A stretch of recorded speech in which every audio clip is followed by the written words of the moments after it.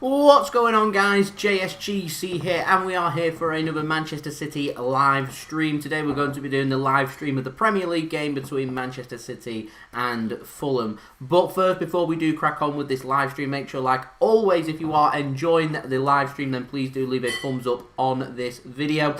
We are aiming for 100 likes minimum, so any help towards that would be much appreciated. Do not forget also to subscribe if you are new around here. Press that red button, press the bell to put your push notifications on. It is free. We are on that big push now towards 15,000 subscribers. We're less than 900 subscribers away, so any help towards that would be much appreciated by me. Don't forget also to like, comment, share, subscribe, all that good stuff. Social media links just below me on the banner too if you want to go and follow me on my Twitter and Instagram. Email also there if you want to hit me up for any sponsorships for any videos or any general business inquiries. And speaking of sponsors, this video is sponsored and brought to you by OneFootball, so thank you very much to OneFootball for sponsoring this video.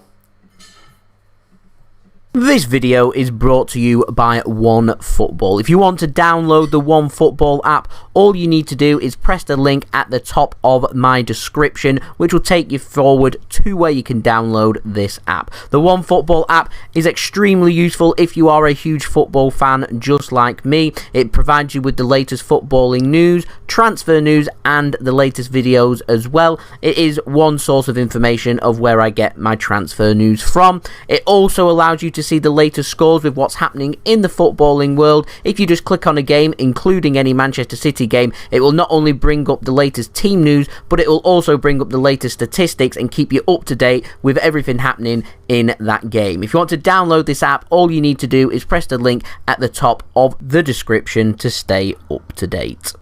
So thank you very much to OneFootball for sponsoring this video. If you do want to go and download the OneFootball app, all you need to do is press that link at the top of my description. That would be much appreciated. So let's crack on firstly by doing the preview for this game. But first, who we got tuning in? We've got Duke tuning in. Hello, what's up? Clarkman tuning in, Mr. Hannibal and Mr. Boss as well. Thank you everyone for tuning in. It is much appreciated. Who else have we got also tuning in? Who else is that? Adam.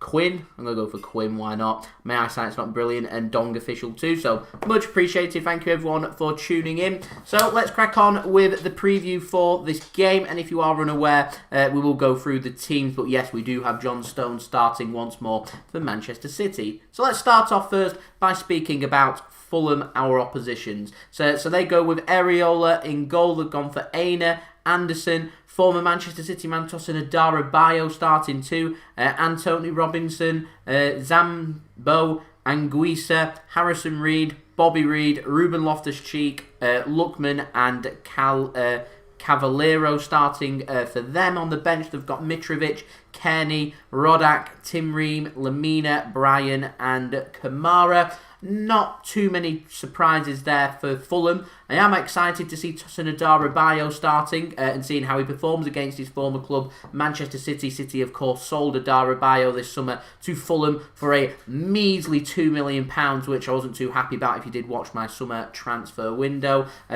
Also wondering how they're going to be setting up in the middle there. Going with Harrison Reed, we've got Ruben Loftus-Cheek, a couple of decent defensive midfielders there. Lots of legs in their midfield.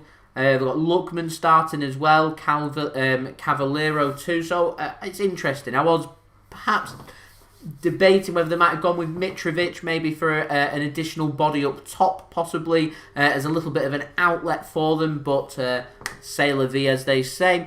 For Manchester City, we've gone with Ederson in goal, we've gone with Cancelo at right back, Benjamin Mendy at left back. Looking forward to seeing Benjamin Mendy returning to the starting 11 for Manchester City and once more allowing Kyle Walker to have more of a rest. Of course, the big news, John Stones does start ahead of Aymeric Laporte as he partners Ruben Dias once more. John Stones played the last couple of games, hasn't put a foot wrong, put in some good quality performances for Manchester City, and Pep Guardiola has said before this game, John Stones has earned his start for this game. So it'll be interesting to see how he performs. Would not rule out possibly seeing Stones playing again against Marseille in midweek, but that remains to be seen if he will or not. But I'm excited to see once more what Stones can do. And I feel like these games, like last week against Burnley, like FC Porto, like this game against Fulham, I feel like these games really suit John Stones. He's not going up against extremely quick attacking players. So I feel like it just allows him to do what John Stones does best, which is his ball-playing distribution, which is so important to Manchester City when teams are going to be sitting deeper, which is what I'm expecting Fulham to be doing in this game. City's gone with a midfield three of Rodri, Ilkay Gundogan and Kevin De Bruyne. I'm a little bit surprised that perhaps we're not seeing Phil Foden starting in this game. But there we go, we've gone with Gundogan instead. No real surprise to see Kevin De Bruyne returning to Man City's starting 11 and also captaining the side. We've got Riyad Mahrez, who deserves his start for this Premier League game after scoring a hat-trick in his last game against Burnley. He's going or partnering with Raheem Sterling as Ferran Torres makes the bench, and we do go with Gabriel Jesus up top, of course, with Sergio Aguero still struggling with his niggly little knee injury that he does have, which has kept him out now, which was meant to be days, which turned into weeks, which have obviously now turned into months, so that's not good. That is something that City will have to consider when thinking about maybe offering Sergio Aguero a new contract with an extension to his contract, with his contract running out in the summer. But that's something for us to speak about when it gets to the transfer window in January and into the summer. Now, the substitutes for Manchester City, we've got the USA international Zach Steffen once more starting on the bench for Manchester City. I am expecting to see Steffen starting for City in the game against Marseille in midweek. We have got Aymeric Laporte, Bernardo Silva, Ferran Torres, Fernandinho, Phil Foden and Eric Garcia making up the substitutes there for Manchester City. A decent side though, in my opinion. I'm expecting City to be getting the business done. City put in a decent performance against Burnley, putting 5 past them. I'm hoping City can do something similar.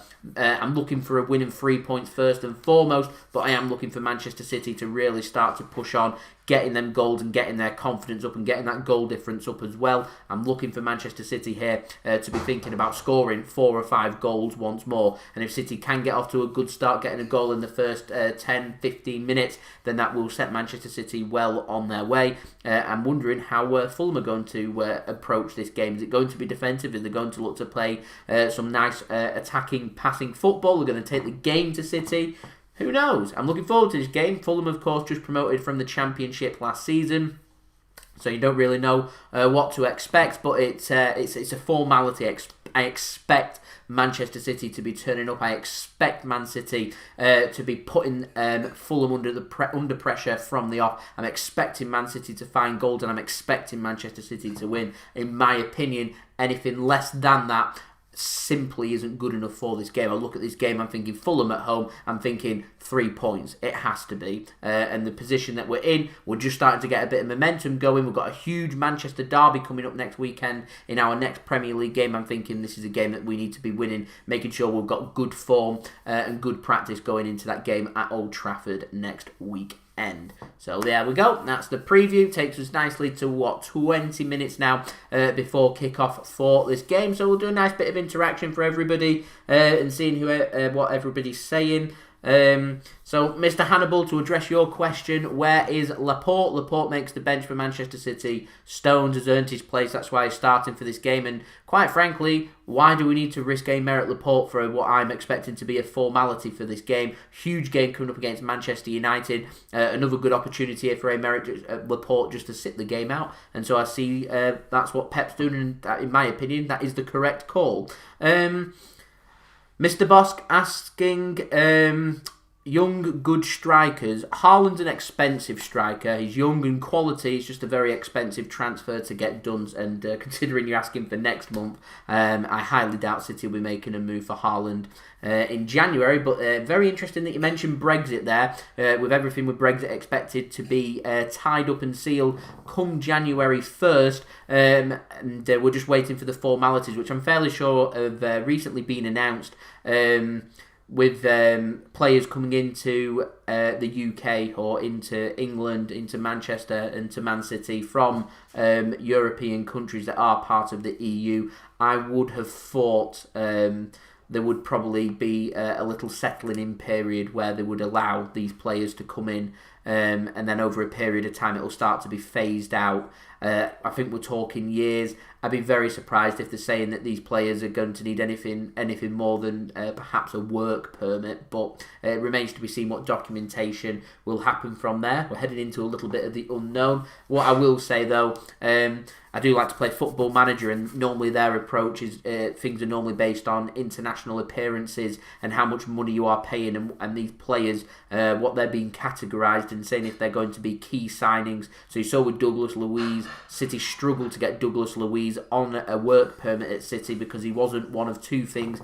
A Brazilian international. There was the complication. City wanted Brazil to call him up and give him a cap so he could get a work permit. That didn't happen, and City weren't prepared to put into his contract that he would be a key player that will be starting a lot of games for us, whereas Aston Villa could offer that, and that's why he got a work permit. So I feel like if City are to bring players in, or any club from players from the EU, they would need to be key players. If not, you're going to have to be looking towards academy players, and what does Brexit mean for academy players?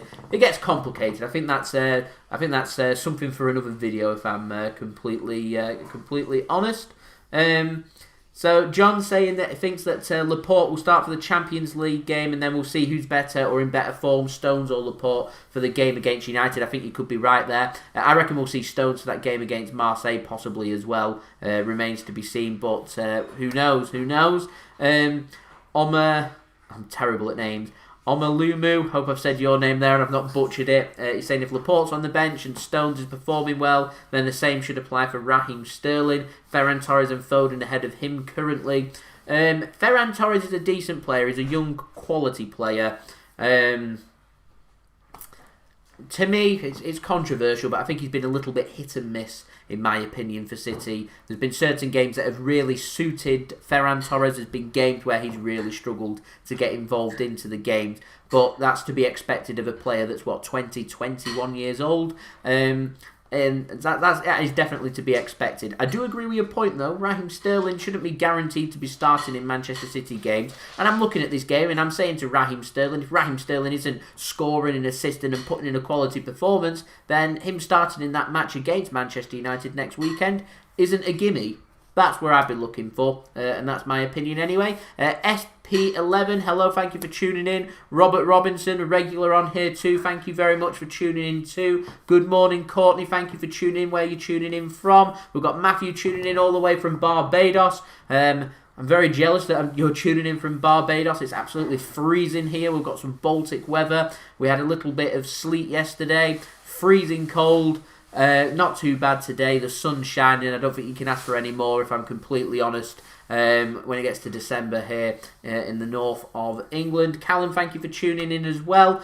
Score prediction for this game, I'm going to go for 4-0 to Manchester City. We've got Julia tuning in. What do I think about Ruben Dias? I think he's been a good quality player for Manchester City. Decent signing for us. He's really hit the ground running, and I'm looking forward to seeing more of Ruben Dias today. And he seems to be forming a really good partnership with Stones. He seems to be forming a really good partnership with Aymeric Laporte as well, which is really good to see. So we've got Julia tuning in from South Korea. We've got Courtney tuning in from Jamaica. We're international here on the JSGC channel, so thank you everyone for tuning in. We've got the Magic Mess tuning in as well. Thank you very much for tuning in. Welcome. Good afternoon. And we've got John as well going for 3-1 there to Manchester City. You're seeing Fulham scoring. That's an interesting point of view. Not too sure if I do see Fulham scoring, but I could be wrong. What I will say, if Fulham are to pick up anything from this game, they're probably going to need to take the lead, if I'm completely honest.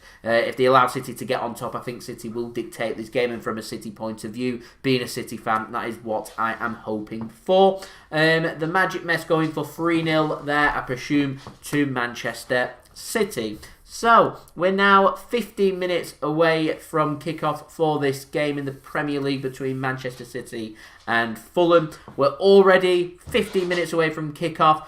we're on 29 likes. We're only 71 likes away from a target of 100 likes. So we're smashing it once more. So thank you everyone for that. That is much appreciated by me. Don't forget, like I said, if you are enjoying the live stream, please do help to support my live stream by leaving a thumbs up, subscribing too if you are new around here too. That'd be much appreciated. We're on that push towards 15k subscribers, so any help towards that would be much appreciated. And as I've already mentioned, this video is sponsored and brought to you by OneFootball. If you want to go and download the OneFootball app, you can do so through the link at the top of my description. That would be much appreciated if you want to help to support the future content that is created here on the JSGC channel. So Julie, you ask a good point there. Do I think City could win the title this year? Consistency is key to winning a Premier League title.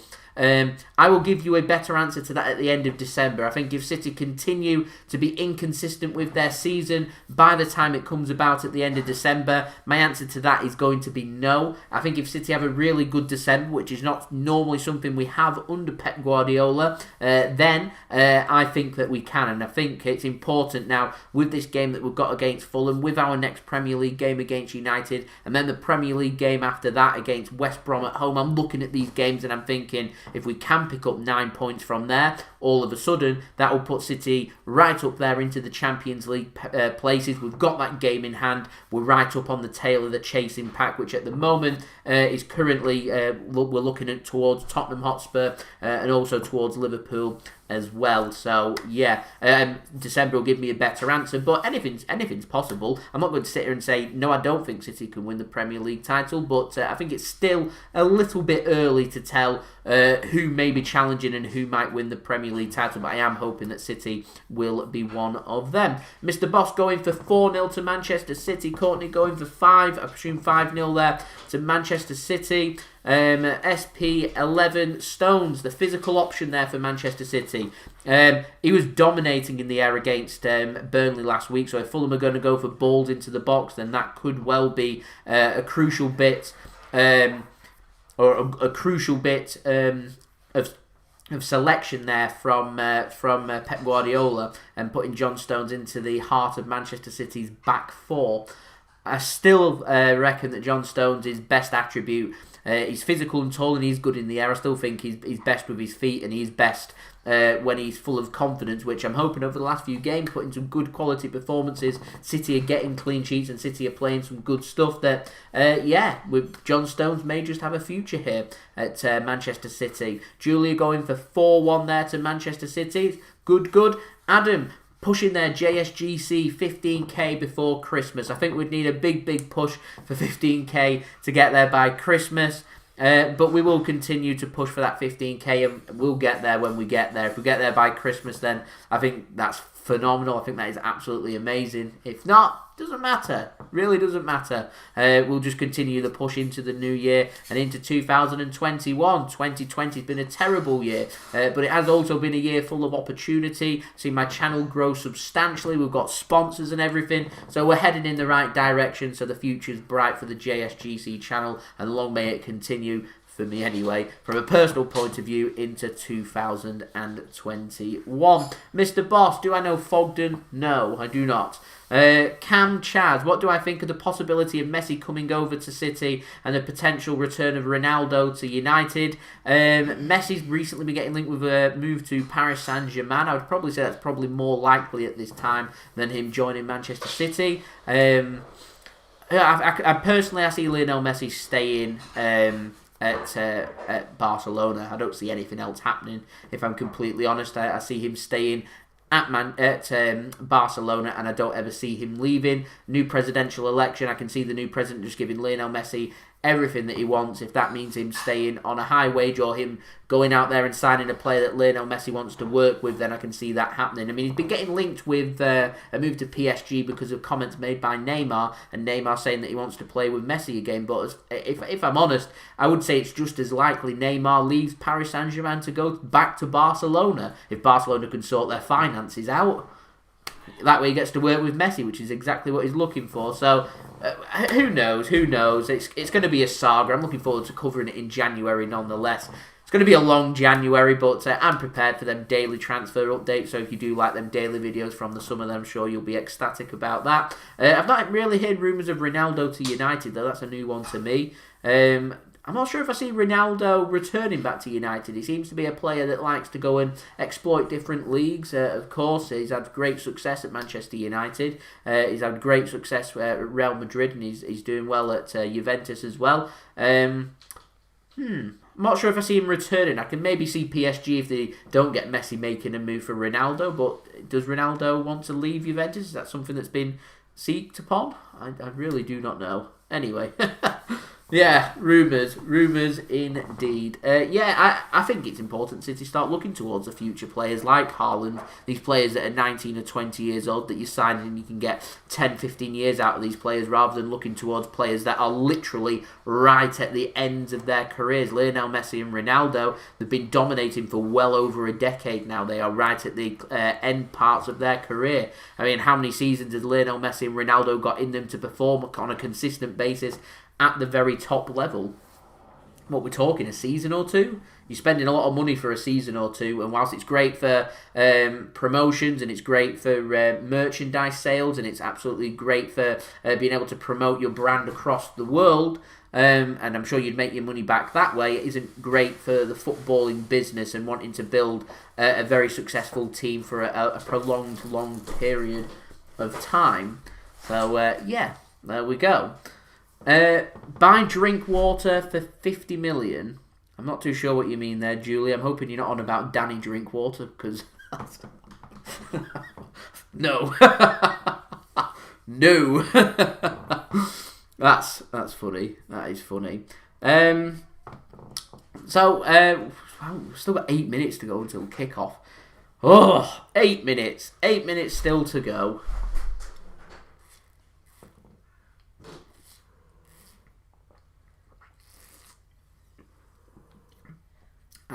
That's nice. That is really nice. Right, so see if there's anything else to speak about with regards to the game and what's happening. I'll leave Twitter up because I like to just have a little browse of Twitter to see what's happening. As we've got Sancho Stars tuning in once more, so thank you for tuning in. That's good. Cam, you make a good point there. Haaland could become one of them players that just goes to different clubs every 2 or 3 seasons wanting to conquer as many leagues as possible. It'd be a very expensive transfer still, nonetheless, as far as I'm concerned. SP11, I have said many times that I'd like Angelino to be at Manchester City. Pep signing that new contract, though, I don't see anything other than Angelino leaving City, unfortunately, because I don't really think he suits City's style too much. So, yeah, there we go. There we go. So let's see what's happening on Twitter. What's everybody saying? And what's happening? We've got plenty of 3 o'clock kickoffs today, which is good. I'll be able to keep you all up to date with what's happening from around the ground. I know people like to keep up to date with everything happening, which is always good to see. Always good to see.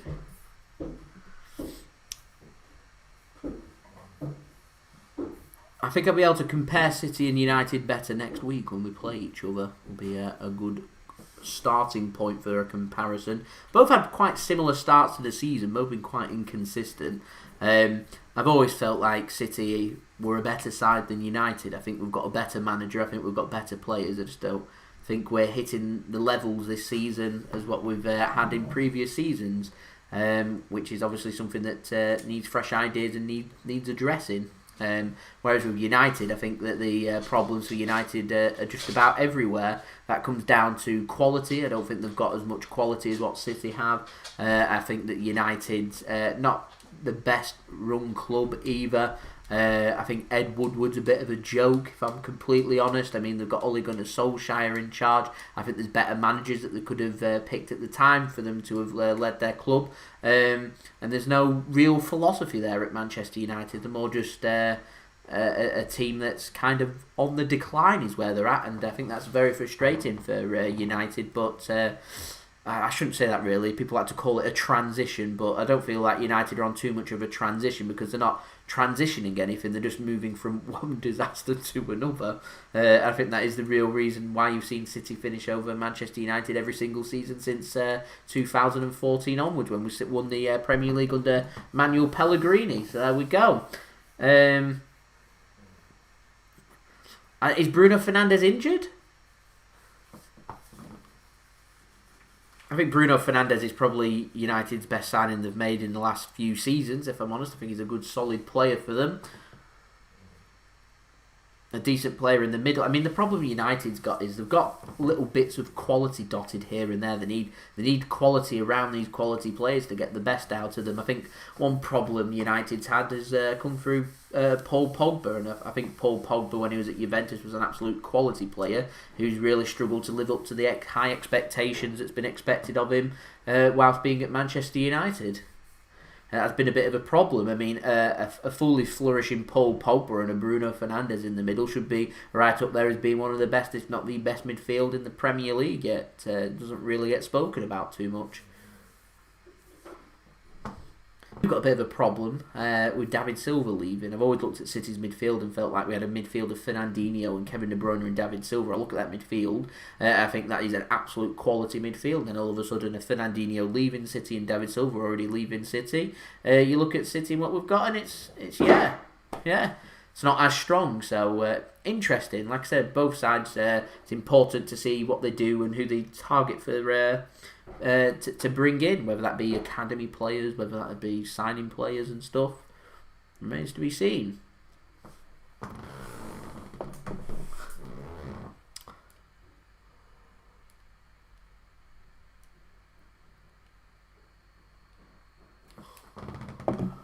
Hope we got it on the right channel on it.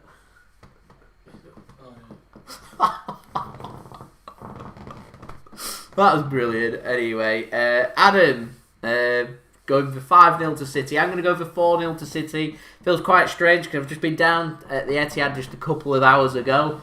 Feels strange that I'm going past the Etihad to then a couple of hours come home and having to do a live stream for a game happening at the Etihad when I've already been to the Etihad.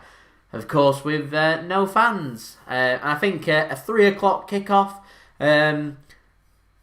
Probably quite easy to get tickets, I would have thought, for this Premier League game against Fulham as well. I'd probably look at this and think that I would probably have been there at this game. So that's a bit of a kick in the teeth, really. Manchester, of course, in Tier 3. So they're not allowed fans in. You will see some grounds, in particular down south in London, in particular for Premier League games. You will now see 2,000 fans in stadiums. So, yeah, there we go. Remains to be seen, does it? Remains to be seen as to when Manchester's going to be allowed to have fans back in. And whilst I would be happy to have 2,000 fans in because it is a start, I'll be completely honest, I don't see myself returning to football until all football fans are allowed into the stadiums and we're allowed to kind of go and resume about our business as normal, so to speak, and we can all be around our family and friends at football, because after all, that is what football is all about as far as I'm concerned. So the teams are out. Teams are ready to get going here for this match between Manchester City and Fulham. It looks like Fulham are going with a back five, and they're going to go with Bobby Reid starting on the right-hand side and Antonee Robinson going on the left-hand side, and a back three there, including Adarabioyo, so that's quite interesting. City will be a little bit more standard, so to speak, going with a flat back four for City. Interesting to see if Cancelo and Mendy are going to be overlapping or cutting into the middle, and how we're going to make about with Rodri, Gundogan and De Bruyne. Whilst I think they're very good plays, does sound slightly negative for a match against Fulham, but there we go. I would like to have seen Phil Foden starting, but it is what it is. Aura will go to Arsenal. Not so sure about that, if I'm honest. I look at Houssem Aura.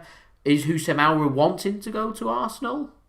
That's the question. Are Arsenal going to pay the big money for him? That remains to be seen. I don't know. There's not too much money out there, if I'm completely honest with you. There's not that much money out there in football, so I don't see January being too busy for any club. I don't really see any club going out there spending 50, 60 million pound on a player in January, so to speak. But we'll see what happens. It's Premier League, and the amount of money that's in the Premier League is astronomical, and I'd say literally anything is possible. So we've got Gabriel Jesus ready to kick off this game as all the football players take their knee once more, ready for the start of this Premier League game. It's Manchester City that's going to be attacking from left to right, Fulham going from right to left. City playing in their normal blue home kit, and Fulham are playing in their yellow, is that their away kit or third kit? I'm not so sure. But anyway, we do have kickoff for this Premier League game, and it is Jesus getting us underway as City already starting to build from the back there with a couple of passes exchanged between John Stones and Ruben Dias. We've got Mick Sid joining in. Hello there, Mick Sid. Thank you for tuning in, moderating the chat for me. Relying on Mick Sid to be keeping me up to date with what's happening from around the grounds, so to speak. So that would be much appreciated, as we're already up to 48 likes, very close to 50 likes now, and we've got we've got over 100 people now currently tuning in to this live stream, so that's really good to see. So welcome, thank you everyone for tuning in. Please do leave a thumbs up on this live stream if you are enjoying the live stream, and don't forget to subscribe if you are new around here, and download the OneFootball app too through the link at the top of my description. That would be much appreciated. So we're through a minute. City have exchanged some passes, and that's been it really. Vintage Manchester City as Stones passes out to Rodri. We'll get comfortable. I suspect this could be another game where we perhaps see City with around 70% possession, as we're past 50 likes now, so that's absolutely fantastic. Adam, if you want to go and get drunk, don't blame you. I've got a couple of drinks ready for this one, so I want this drink done by half time, ready for the second one to come out for the second half.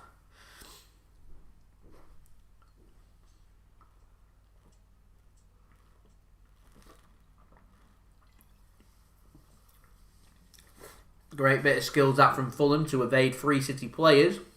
And a good bit of pressing as Fulham come forward on the attack. A sliding tackle there by Joao Cancelo coming off the Fulham player means it's out for a goal kick. I think Fulham are a bit unlucky there not to get a corner or something to show for that good bit of play. Fulham letting their intentions known nice and early. It was a goal kick. As Cavallero, it comes off.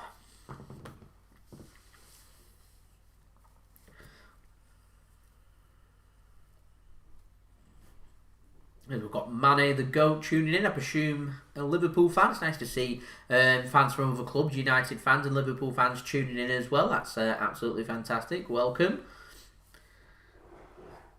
There's a couple of passes there, not greatly... nice bit of pressing here. Riyad Mahrez, early opportunity here. Raheem Sterling, chance, and well saved from the Fulham goalkeeper. Rebound, shot, and blocked by Fulham and brought clear. I think Raheem Sterling should have been doing a little bit better there, if I'm honest. Thank you, Mane the GOAT. I appreciate it. As Fulham hoof the ball forward, and it is caught by Ederson. So an early opportunity, that less than 3 minutes into the game. Fulham already being tested by Manchester City. And Raheem Sterling was put not one-on-one, but put in with a decent opportunity there from Riyad Mahrez after an initial mistake was picked up by Mahrez. That was a good opportunity that for City. Goes to waste. Need to be clinical. It was very clinical last week against Burnley. Burnley weren't a team that were going to allow Man City to create too many opportunities there, as Fulham have got every single man behind the ball and in their own half, kind of just jogging around. And I thought Fulham would have been looking for a little bit more movement, as a missed pass there from Ilkay Gundogan means Fulham can bring it away. A good bit of pressing there from Joao Cancelo to nip the ball from Fulham. Goes down, wanting a free kick, nothing given, so Fulham can get us back underway for coming down the left-hand side. Cancelo looked really unhappy there. Not too sure I felt like that was a free kick, if I'm honest, but there we go. As we get a replay of the Raheem Sterling chant. Perfectly onside. Now he should have just... He takes a shot with the outside of his right foot. It's straight at the keeper. It's a very easy save for the keeper to make.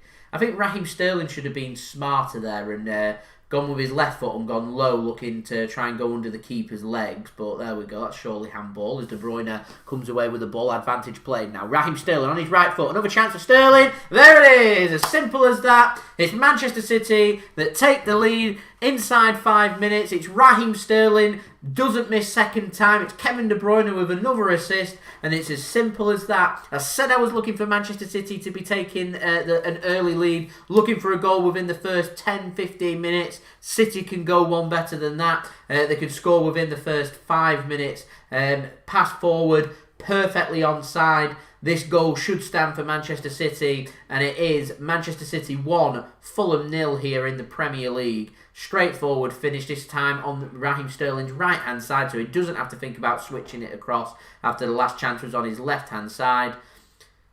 Simple finish there for Raheem Sterling, but a good finish nonetheless.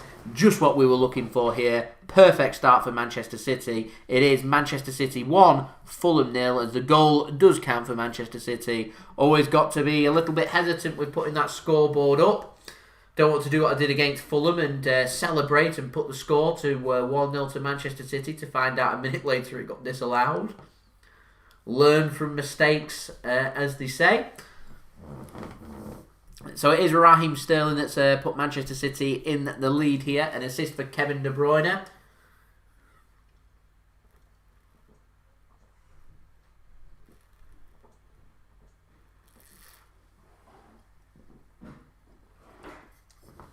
That was a great ball out by John Stones. De Bruyne just couldn't control it. Very un-De Bruyne-like. Do you know what I've started to see over the last 2 or 3 games? De Bruyne really starting to find his feet and find the levels that he was hitting last season. His passing's just got that little bit sharper, just a little bit more accurate, a little bit more crisper. Not too much in his passing. His passing's always been good. However, over the last 2 or 3 games, it's just got that little bit better, which is exactly what we are looking for. You've got a fully firing Kevin De Bruyne, you get one of them. Very difficult to stop. Very difficult indeed. Manchester is blue.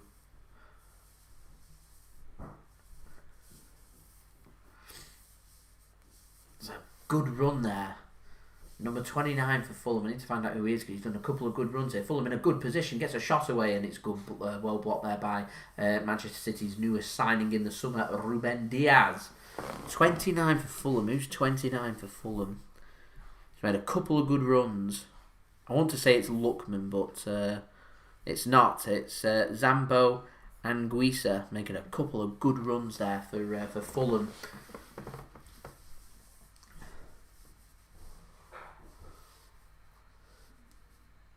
So it's a corner here for Fulham. A little bit of defending for Manchester City to do. They're behind Fulham, so they're needing a response. Corner comes in. It's a decent corner. The header is won by Fulham, but it will roll out. I'd have thought it would roll out for a goal kick, but De Bruyne takes no chances and ends up chipping the ball up and clearing the ball as Raheem Sterling picks up the pieces here. Need to be careful here. It's a good touch that from Benjamin Mendy, and City can come away with the possession in the end through Ruben Dias. Our ball distribution has gotten so much better under Pep Guardiola. If that's one legacy we have got from Pep, is how good City's distribution was. Look at the first season under Pep and how poor our distribution was, which is why we struggled under Pep, to how it is now, and we're so much better. Well picked up here by Gundogan. Here is De Bruyne. Thought about a shot there, chooses not to go for that. Instead, ball ping-pongs around and goes back to the keeper there. So we're nearly up to 60 likes now. We've got nearly 110 people tuning in at this moment in time. So welcome. Thank you everyone for tuning in. It is much appreciated by me. Don't forget, leave a thumbs up on this live stream if you are enjoying the live stream. Don't forget also to subscribe to if you are new around here. Press that red button, press the bell and put your push notifications on. We are aiming for 15,000 subscribers, so any help towards that would be much appreciated. And also don't forget you can go and download the OneFootball app too. You can find that link at the top of my description if you want to go and press that link, which will take you forward to the download page to go and download the OneFootball app. We'll keep you up to date with all the latest football scores, the latest news and transfer news too. As Fulham now having a little bit of possession at the back. It's Adarabioyo, former Manchester City man, clears the ball long. It's a good clearance as well. It's just a bit of a hard, little bit of a heavy touch that by Cavallero, which means Manchester City can have the throw in inside their own half here. It's Joao Cancelo with the throw in for Manchester City. I've recently noticed that the Etihad have started putting more of the banners that you can just see on the where the seats are. They've obviously covered the seats there with sponsors and pictures and stuff. They started putting them in the third tier as well, behind the goal, which is interesting. Very interesting. As Julia says there, please do hit that subscribe button. That would be much appreciated. Dad tuning in once more, moderating the chat for me as well. I'm very well, Dad. How are you? It's Saturday. It's a day off. Can't get much better. The sun's out. Might be cold, but the sun's out. I'll take that. City are leading as well. Don't think you can say fairer than that. And it's been a decent start this by Manchester City. Finding it a bit too easy to find space as Cancelo has a shot on his left foot. Right idea, not too great with his execution there. And it ends up drifting high and wide of the frame of the goal. Drifts in really nicely onto his left foot. It is high and wide. The right idea, just not quite there with the execution. So it's a goal kick here to Fulham, as Fulham look like they're going to go long. Glad to hear it, Dad. Ruben Dias has been a great signing for City. Been an absolute quality signing for City. I was a bit sceptical on bringing Ruben Dias in, considering I knew that City's first choice signing was Kalidou Koulibaly, but I think Ruben Dias has really hit the ground running. He showed leadership qualities at the back for City, which is exactly what we've been missing since Vincent Kompany has left City, and he's really helped just to fill that gap for this season. He's been one of the bright, shining glimmers of light for Man City this season. We've not had a great start, but we've looked more solid at the back, and Ruben Dias has been the reason for that. He's looked really good for City. As a decent pass that by De Bruyne to Cancelo, and it is squared back across. Keeper had that one covered. Fulham defender taking no chances, puts it out for a corner there to Manchester City. Have I ever been to the Etihad Stadium? Yes, I was there just this afternoon. Well, outside of it anyway. If you was following me on Twitter, you'll have seen that. As that nearly went out. Wow. You see how close that was to going out for a goal kick? I don't think I've ever seen that. So what happened was City were passing the corner, and they passed the corner that nearly went out for a goal kick. De Bruyne now, chance. Squared across, what a save. A deflection there, nearly wrong foots the keeper. He manages to get himself back into a decent position there to get a strong hand to it. And just managed to put that one behind the post. Really decent save that from the keeper as Manchester City nearly double their lead. Oh, nice one, Mixid. Stay tuned, Mixid, to the second half and the cider I managed to get my hands on. I went to the Asda at the Etihad Stadium and got myself one of the ciders that you'll be very happy to see that I've got my hands on. It's a good ball across. It's just a little bit too much on that for Ruben Dias, and he gets his foot onto it, but it does drift out for a goal kick. I'd say De Bruyne is probably setting up City the best at this moment in time, as far as I am concerned. As Mixid lets me know that Port Vale are 2-1 up against Bolton, as Dad won't be too happy with that, but I'm sure he'll be happier considering they were 2-0 down that they just pulled one back.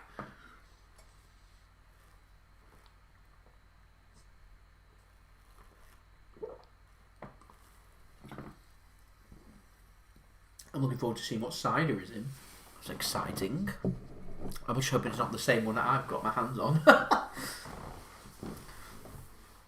Although it would be a great minds think alike moment. So it's Lookman with the ball, as City are having exactly 70% possession at this moment in time.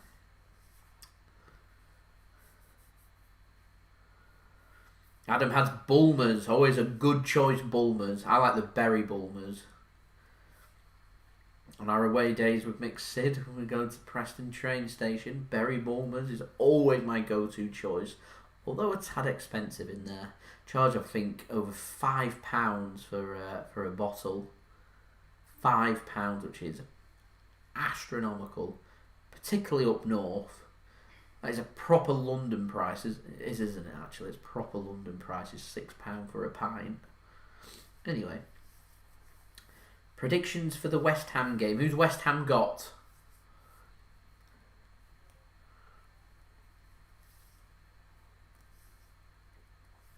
As we're through now the first 15 minutes of this game.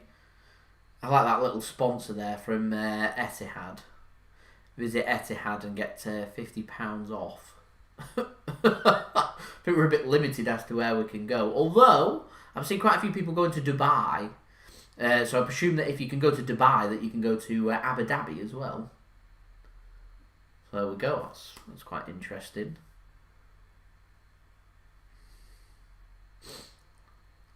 I quite fancy a trip to Abu Dhabi, actually. I'm really cold. I'd quite fancy going somewhere warm. I'd like to go to Ferrari World. That'd be good. Anyway, Gundogan. De Bruyne. Cancelo in space on the right-hand side. Can he get something across? Does. Gundogan manages to get a shot, but it goes flying over the bar as it pings up to him. Ginger plays. So, Arsenal fan. Opinion on Arsenal season so far.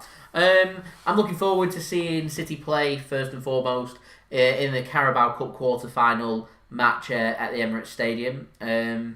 Is it not the North London derby this weekend? I may be able to comment further on Arsenal's season after that. They've looked good in some games, they've looked inconsistent in others. I think we've got a good manager in Mikel Arteta, former Manchester City assistant manager, of course. From what I was expecting from Arsenal, I would say that they're achieving more than what I was expecting them to. But, again, even though we're in December, the season's been short. And so it's difficult. It's difficult to see. It's difficult. It's difficult to know what's going to happen there for Arsenal's season. I mean, what is a successful season for Arsenal? Is a top 6 finish a good season for Arsenal? I think if they get a Champions League place, I think that's been an outstanding season considering the investment that Arsenal's had compared with some of the other clubs at the top. So, it's interesting.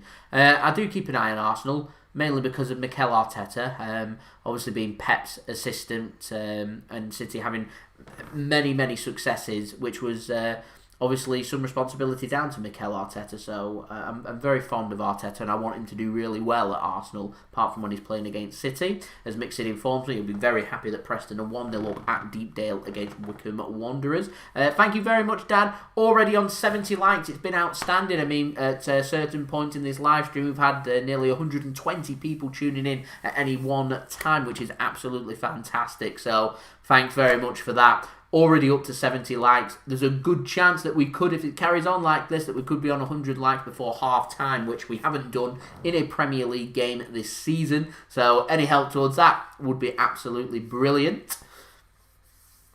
Will Riyad Mahrez score? If City can get into their stride and score 4 or 5 times, I reckon Mahrez could maybe get himself a goal. He's in good hot form since his performance last weekend against Burnley, scoring a hat-trick, and I'm sure he'll want to follow that up by getting a couple of goals in this game as well. I reckon if he does do that, then that would almost certainly guarantee his start for the big match against Manchester United next weekend. You're playing for Man City or you're playing for Man United, you want to be starting them big games, and I don't think it gets any bigger for a Premier League game than a Manchester derby away from home as well. What's not to like?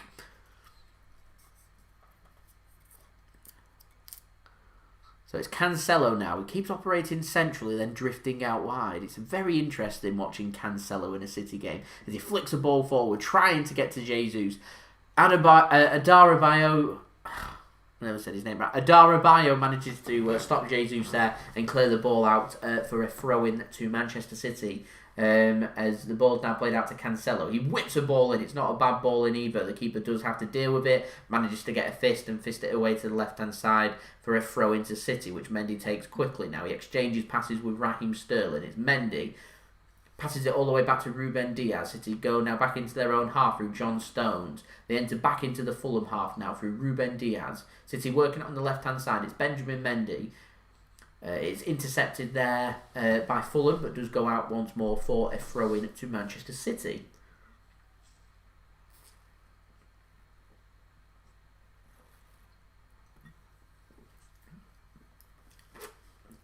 Stones now. What's that on the side of Scott Parker's face? Is it a mole or a cut or something? I'm not sure. Anyway, Ilkay Gundogan pressing really well there for Manchester City. Wins the ball back. Jesus dropping deeper. Jesus slotting in at right back right now for City. Passes back to Rodri now, who looks to bring Manchester City forward. He passes to the right-hand side. It's Joao Cancelo bringing the ball forward for Manchester City. Midway through the half in Fulham's half. It's Riyad Mahrez now. Just outside the penalty area. Goes back to Rodri. Gundogan's in space. Chooses not to use him. Instead, Mahrez looks to go on his own. He's intercepted though by Robinson, and Fulham can eventually mop up and the ball will be cleared through Fulham's goalkeeper. Only though as far as Rodri manages to find Joao Cancelo. Cancelo to Gundogan.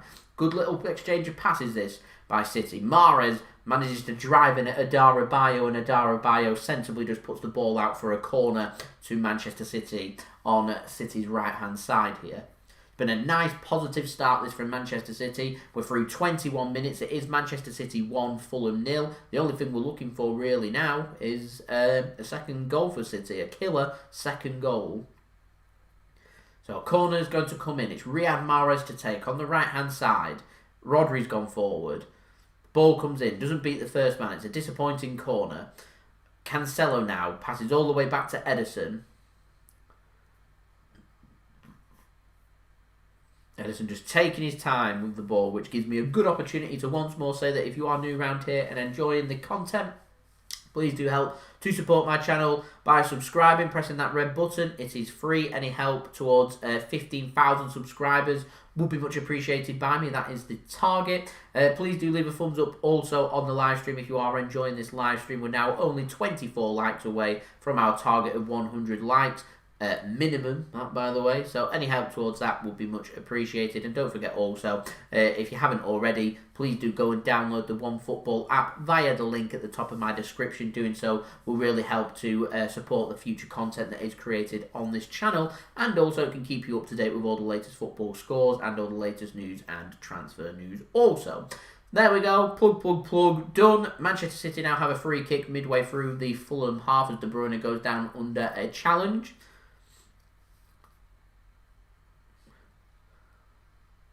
He just goes down. It's going to be a free kick here to Manchester City. Perfect position as far as I'm concerned for Kevin De Bruyne to put in one of his delicious free kicks once more. Will I be doing a FIFA 21 career mode? No. Fallen out of love with FIFA. So it's De Bruyne now. But City choose to pass the ball, working the ball, squared across. Mendy drills the ball across. It's cleared by Fulham. They're appealing for offside. Nothing given, and City end up picking up a throw-in. Wasn't a bad ball in that from Mendy. It was a challenging ball that needed dealing with by Fulham, and to be fair to them, was dealt with very well. We've got now we've got over 100 people now tuning in, which is absolutely amazing. So thank you and welcome to everyone that is currently tuning in. We're now only 21 likes away from 100 likes, so we're nearly there. 23 minutes into the game, that's phenomenal. De Bruyne now, it's cleared by Fulham. They can fully clear their lines? No, a mistake here. Rodri has a shot, and high and wide there from Rodri. Considering the quality that City have got, I think City would probably be disappointed that they've not had more shots on target so far. It has been the majority of the possession for City. It's the majority of the attacks have been for Manchester City as well. I think City's only disappointment would be that they haven't tested the keeper more. So there we go. Thank you very much, Dad, and thank you very much, Julia. Yes, we've smashed past 80 likes now. We're now only 19 likes away from our 100 like target, which is absolutely brilliant as the sun's starting to set here in the north of England.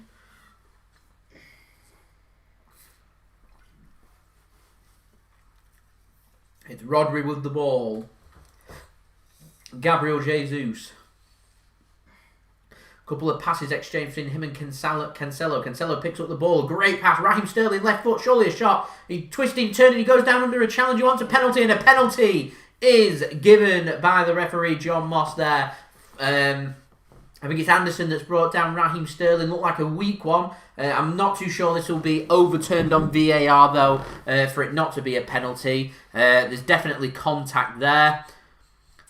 And he just goes down easily there, Raheem Sterling. There isn't too much in that, but there's contact there. Goes down, penalty given. Perfect opportunities for Manchester City to be doubling their lead. No pen. Oh, a controversial opinion there. No pen. It's a weak one. No pen. Never touched it. Ederson to take it. Do you know what? If City do go 2-0 up, I would like to see Ederson take the penalty. Ederson has made a bold claim. He is the best penalty taker at Manchester City. So if City were 2-0 up, I wouldn't be too bothered about us conceding. I'd love for him to step up. But as it is, it's Kevin De Bruyne to take. For Manchester City, missed his last penalty. Can he rectify it and score here? He certainly can. There it is. 2-0 to Manchester City. A perfect start. We're 26 minutes into this game. It's Kevin De Bruyne who makes it Manchester City 2, Fulham 0. And it's just what we were looking for when I spoke about before the game in my little preview. I wanted this to be a formality. It's got all the recipe of it being very similar to last week and our game against Burnley. Going the same way there as De Bruyne ends up sending the keeper the wrong way. I'm hoping De Bruyne has done that on purpose and had a look at where the keeper was committing to and just put it to the opposite side, because if the keeper goes the right way there, I think that's at the perfect height and power and placement for the keeper to save. I'll go with Kevin De Bruyne knows which way the keeper's going there and just slots it the other way. As it is, as comfortable as you like. Manchester City 2, Fulham 0. We're now 17 likes away from 100 likes. We've got over 113 people now tuning in. What an afternoon. Great ball in that from Fulham as Ederson reads the ball well, cleans out Bobby Reed, picks up the ball, and we'll get Manchester City going on from there. So, prediction for Manchester United versus West Ham. Is that Old Trafford? If it's at Old Trafford, I will go for Manchester United to win narrowly 2-1.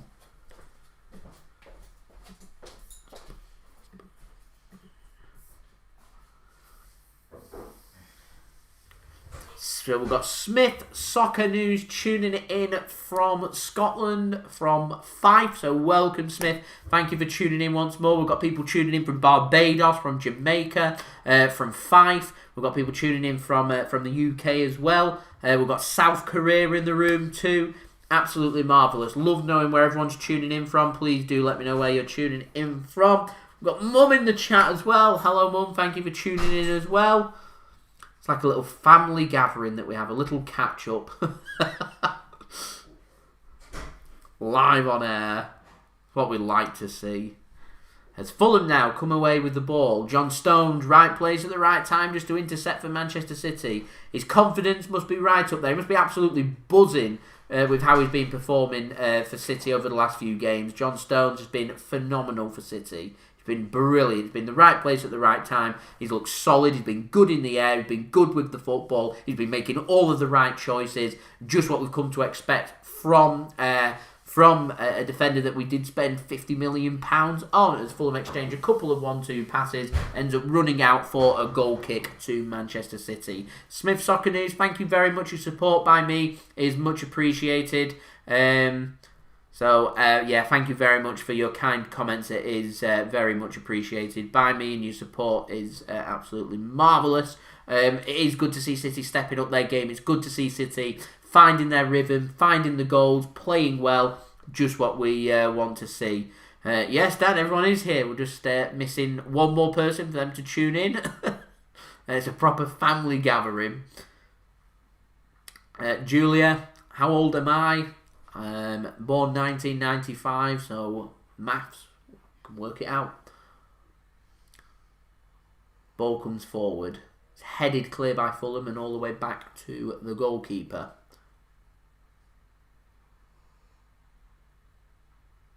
Thank you very much, Julie. I appreciate it. As Fulham bring the ball forward now, it's intercepted by Joao Cancelo, who wants more. Let's give a special shout out to Cancelo. How much has Cancelo improved over the last 12 months or so for City? I remember around this time last year we were speaking saying Cancelo isn't as good as Danilo. I remember people were saying they wanted Danilo back at Manchester City. And as ever since Cancelo and the Premier League has returned, as a terrible pass back.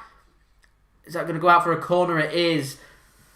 John Stones there, miscommunication with Ederson, ends up passing the ball back and it ends up going out for a corner there to Fulham. If that had been on target and that was going towards the goal, that would have been extremely interesting as Ederson had come miles out of his goal. Stones had that one covered. Not sure Ederson needed to be there. I think if a goal had come about from that, I'd probably been blaming both players. I'd have been saying to Stones that if in doubt, that needs to go into the stands. And I'd be saying, why is Ederson out there?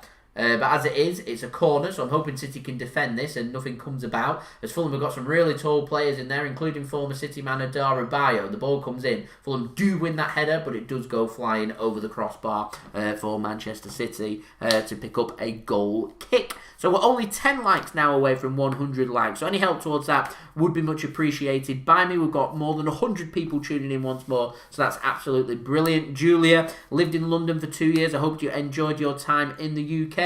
Going to ask a question now. Did you ever head up north to Manchester and get yourself to a City game whilst here? I mean, it's a great shame if you didn't. And if you did, then let me know which game you ended up going to. Did you enjoy your visit there?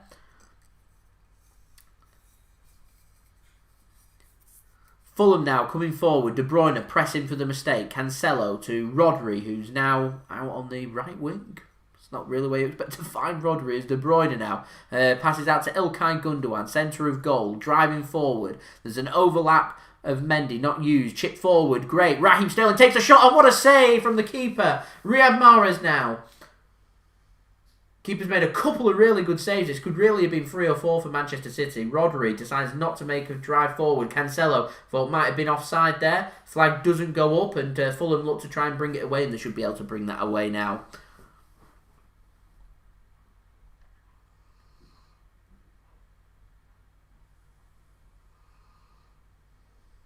Henry, thanks for tuning in once more. Yeah, I'm very well, thank you. How are you? It's a very high-paced game, this one that I am enjoying as well. James Luskin tuning in as well, wanting a shout out there to Dundalk FC in Ireland. Lots of love coming in for Dundalk at this moment in time, so I'm sure we've got some Irish viewers tuning in as well. That's much appreciated.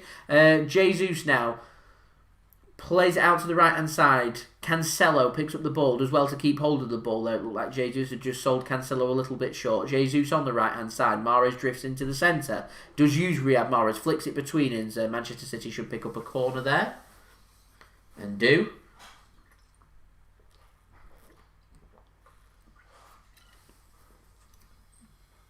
We're doing great for views today. 122 people currently tuning in, which is brilliant.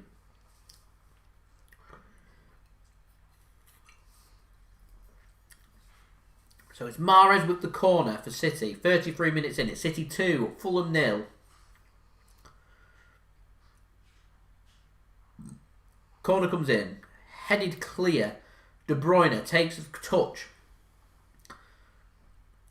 Looks like it's been brought down and it is a free kick there to Manchester City.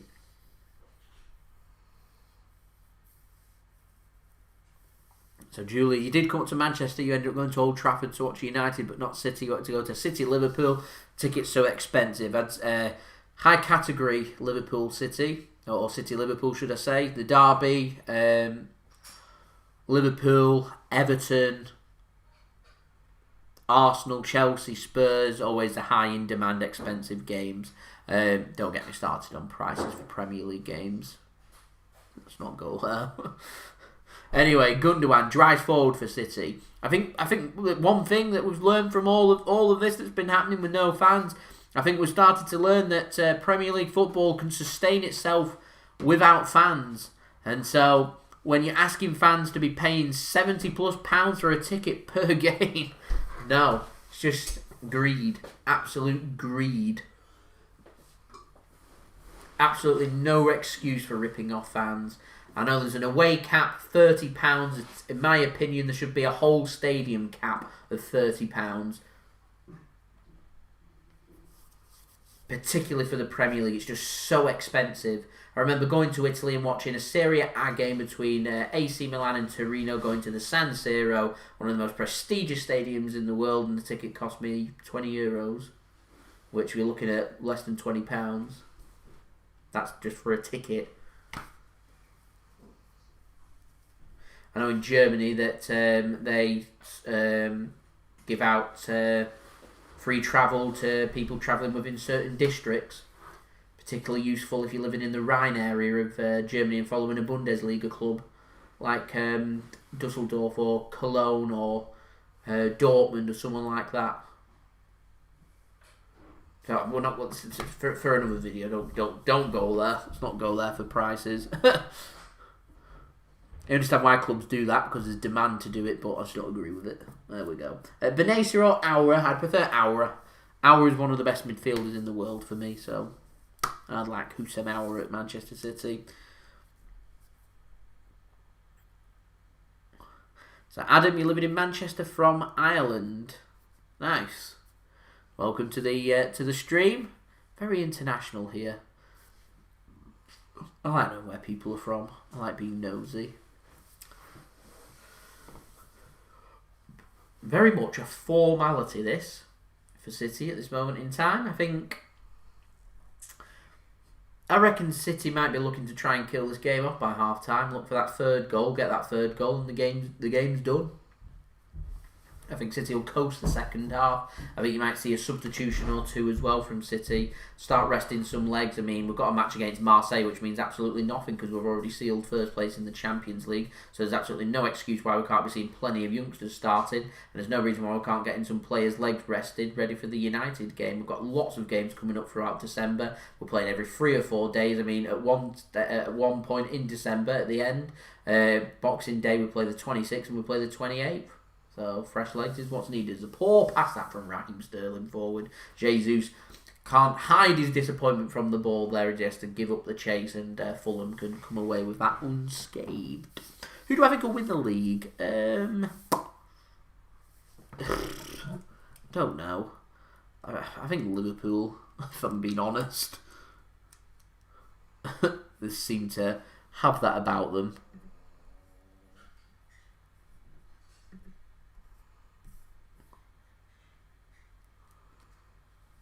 I know City's been getting linked with Zakaria. I don't think City will be looking at that in January, though. It's Fulham come forward now. So we've got less than 7 minutes. We've got less than 8 minutes remaining of this first half.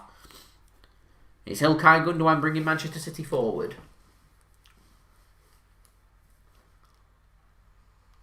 Benjamin Mendy now. Plays a pass out. It's Ruben Dias, John Stones. He plays a pass to Ruben Dias. What do I think about Son? Heung-min Son? An underrated player at City. He's a decent player. Gives us nightmares. He's a decent finisher of the ball. He's got decent pace. He's a good quality player. He's underrated. Good flick that by Jesus. It's red though by Fulham, so they can bring the ball forward. Struggling kind of to get out here, Fulham. Got the passes there to link up the defence to midfield. Not really got much there to link the midfield to the attacking players. They just hoof a ball forward. City mop that up. City will mop that up all day long. We're 1 like away from 100 likes now. So who wants to be the 100th like? Leave a thumbs up.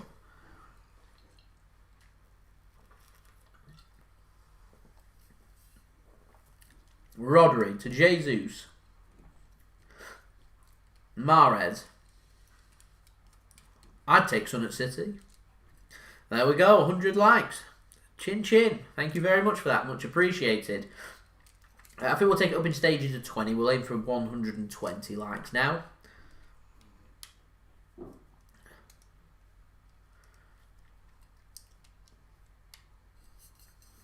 Pep Guardiola giving instructions. Thank you very much, Dan. 100 likes. Just what we're looking for. As we've got Garduno Productions tuning in, so welcome. Thank you for tuning into the live stream. Makes it always good to see. So early into the live stream as well. I'll take that every day of the week. John Stones now with the ball. Ruben Dias. Mendy. Dias. Into Gundogan. Dias. Gundogan. Exchange a couple of passes. Sterling now. Out to Mendy. City doing their triangular passes.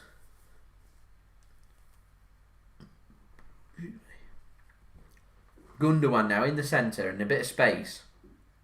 Cancelo drills the ball across. It's cleared by Adarabioyo and brought forward further by Fulham as they drive forward, looking for players in space.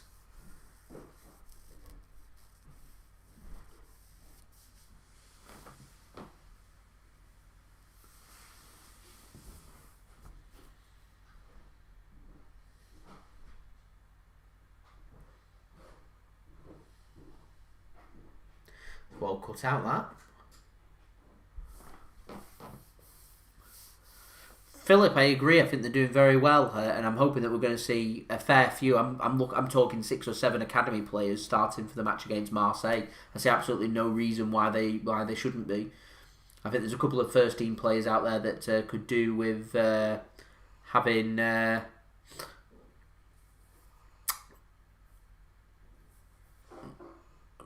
A game and getting a bit of game time, but I think the rest should be made up of academy players.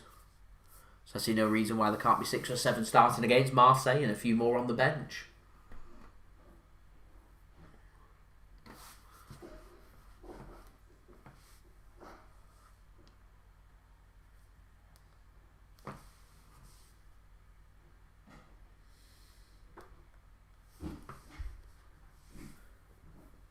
As Mixid says no. What are you saying, Mixid? No at. What are you saying no at?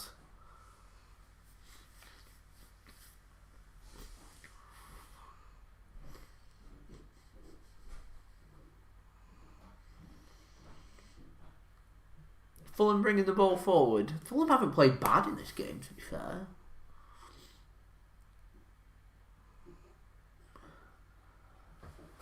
Couple of good passes being played across. Can they get a ball into the box? Can they get an opportunity? Can they have a shot? Can they make something happen?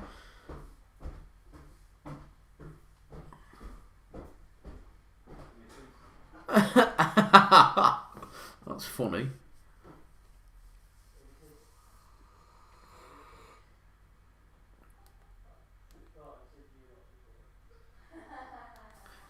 As I've just seen on Twitter a pop-up notification saying Bolton have gone 3-1 behind now, so Dad won't be happy about that one, Aaron.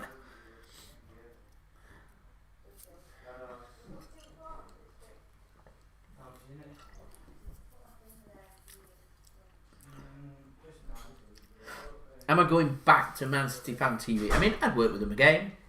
I enjoy working with them. I don't really have much time. I don't think there's too much to be speaking about, but yeah, they want to work with anything for me. They only need to let me know and I'll see what I can do. As De Bruyne managed to play a good pass out to Sterling, but Sterling trying to return the pass wasn't a great pass and Fulham can clear their lines. As Mendy picks up the ball on the left-hand side.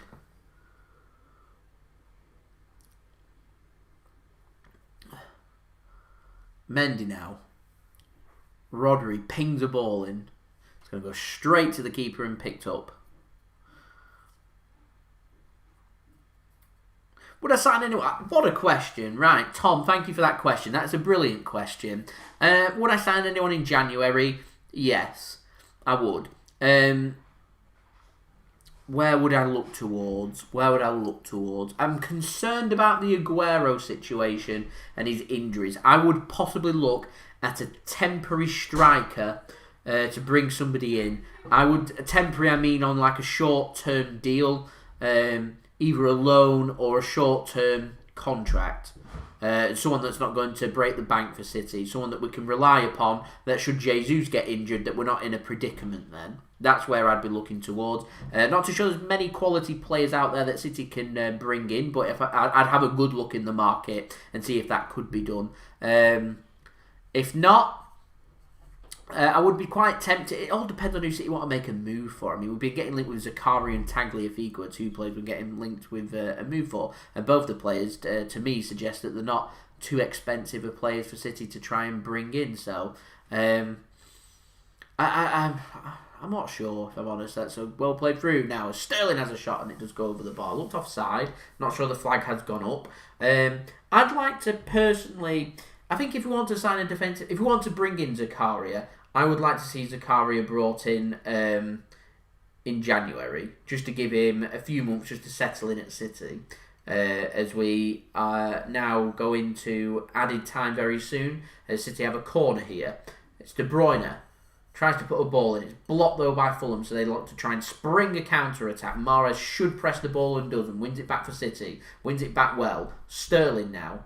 Looks up, tries to get a ball across. A good interception though by Adarabioyo. He's had a good game for Fulham so far, Adarabioyo, and manages to keep City at bay. And that should, you would think, be 2-0 going in at half-time. It is... only 1 minute added on here, so we have got 30 seconds left of this first half, which has been a decent first half, this by City. I want us to be relentless. I want us to carry on in the second half, though. None of this coasting, none of us thinking about the Manchester derby next week and all that. I want us to start thinking that we've got places to play for. I want to be playing all the time. I want to go out there. I want to get assists. I want to score goals, and I want to play well. That's what I want to see from City. Going forward in this second half. It's very easy at this moment in time for City just to coast this at 2-0. So, there we go. As the half-time whistle does go here, is Manchester City 2, Fulham 0 in this Premier League game. It's been a decent performance from City so far.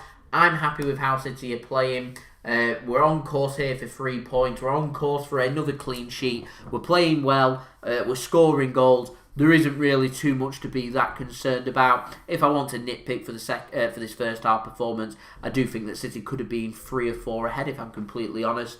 So I don't think we've been at our complete clinical best, but still 2 goals. Not going to complain about being 2-0 ahead. So I think that's been a really good performance this from City so far. Now, just have a look at some of the stats in just one moment, and we'll have a look at scores from around the ground too. We'll have some good interactions as well. But first, just going to take this time out just to give a big shout out to the sponsor of this video, which is OneFootball, who have taken the time again to help to support the content that is being created on the JSGC channel. So thank you very much to OneFootball for sponsoring this video. If you want to go and download the OneFootball app, which will keep you up to date with all of the latest football scores, and also keep you up to date with the latest football news and transfer news, you can go and download that app. You can do so through the link at the top of my description. Just press that link, that'll take you forward to the download page. So if you are watching this and you haven't already, please, that would be much appreciated by me for you to take the time to go and do that for me. And I will be using the OneFootball app to keep you all up to date today with all the latest footballing scores from around the ground and also the latest statistics too. But also, don't forget to leave a thumbs up if you are enjoying this live stream so far, and do also subscribe if you are new around here too. Press that red button, press the bell, and put your push notifications on. It is free. Aiming for 15,000 subscribers, so any help towards that would be much appreciated. Go and check out my social media links too, and also my email, which you can find in the description below. So we've got everything set up ready for the second half.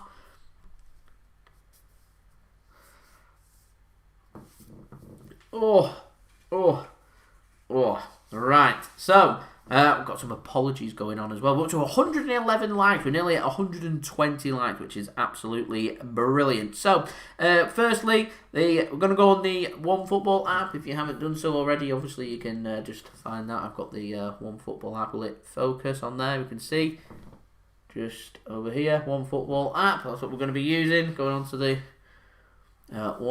One Football app now to keep you up to date with everything happening. So, we've got the Fulham game. We're going to have a look at the statistics first for this game. Manchester City in the live league table are currently 4th, which is good to know, back into them Champions League places. We've also got the live tracker and telling you what channel it's on and who the referee is. It's decent, this app. It is really decent. So let's have a look at the stats. So it is 75% possession for Manchester City compared with a 25% possession for Fulham. City have run 52.4% of their duels compared with a 47.5% won for Fulham. Aerial duels won. City have won 75% of their aerial duels compared with Fulham's 24%. Surprisingly, with Jesus starting, we've had no offsides, which I find quite interesting. City have 5 corners compared with Fulham's 2. City, of course, dominating the main stat, which is City 2, Fulham 0. City have had 10 shots, 5 on target, 2 goals. Isn't so bad. Fulham have had a total of 3 shots, none on target, not tested Ederson. They'll be looking to test Ederson, and of course they'll be thinking about trying to get a goal back ASAP. They need to score next to try and get anything from this game. City have had a couple of block shots compared with Fulham's 1. Interestingly, City have had 8 shots inside the box and 2 outside the box. All the Fulham shots are coming from inside the box there. One Football's stats here are very detailed. I like them. I really do like them. So that's, this is decent. City have made 11 tackles and won 63.6% of their tackles compared with Fulham's 62.5% of their tackles won. They've made 8 tackles. Fulham have made 13 clearances compared with only 1 clearance from City and 4 interceptions for City and 11 there for Fulham. Interestingly, City have only made 3.6% of their passes have been long passes compared with Fulham's 15.9%. Total passes altogether, City have currently made 445 passes. So if it carries on like this in the second half, City could be on course for over 900 passes in a game, which is a phenomenal effort. Fulham at 145. And one of my favourite stats is the pass accuracy, which is at a respectable 78%.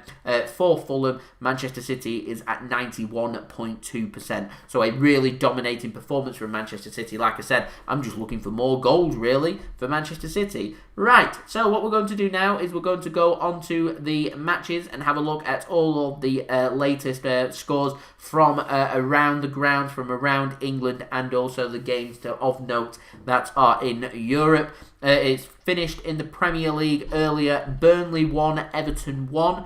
Manchester City, of course, 2-0 up at half-time against Fulham. This evening you've got West Ham taking on Manchester United, so it's at the London Stadium, so that changes my prediction. I'm going to go for West Ham 1, Manchester United 1 for my prediction for that. And then later on this evening at 8 PM on a Saturday night, nice to see Saturday night games, while there's no fans, Chelsea taking on Leeds. I'm going to go for Chelsea to win that game 3-1.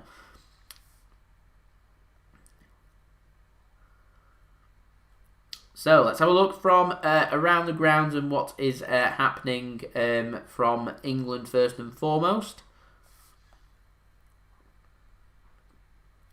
So let me just find it for you. So from the Championship, it's early kickoff was Reading against Nottingham Forest. It's finished Reading 2, Nottingham Forest 0. Half-time scored, Brentford 1, Blackburn Rovers 1, Bristol City 0, Birmingham City 0, Coventry 2, Rotherham 0, Huddersfield 2, Queen's Park Rangers 0, Millwall 0, Derby 0, Norwich 0, Sheffield Wednesday 0, Preston North End 1, Wycombe Wanderers 0. Aaron will be very happy with that. That's still playing, actually. It's not half-time just yet. Stoke City 1, Middlesbrough 0, Swansea City 1, Luton Town 0, and Watford 0, Cardiff 1. Into League 1, the early kick-off. It's finished Gillingham 2, Swindon 0. It's half-time. It's AFC Wimbledon 2, Bristol Rovers 3. It's a decent match there. Accrington Stanley are currently 1-0 up at home against Milton Keynes Dons. Burton 0, Crewe 0, Fleetwood 0, Blackpool 1. Local derby going on the Fylde coast there. Blackpool getting the better of Fleetwood at this moment in time, as Preston has just come up now as a half-time score 1-0 against Wycombe.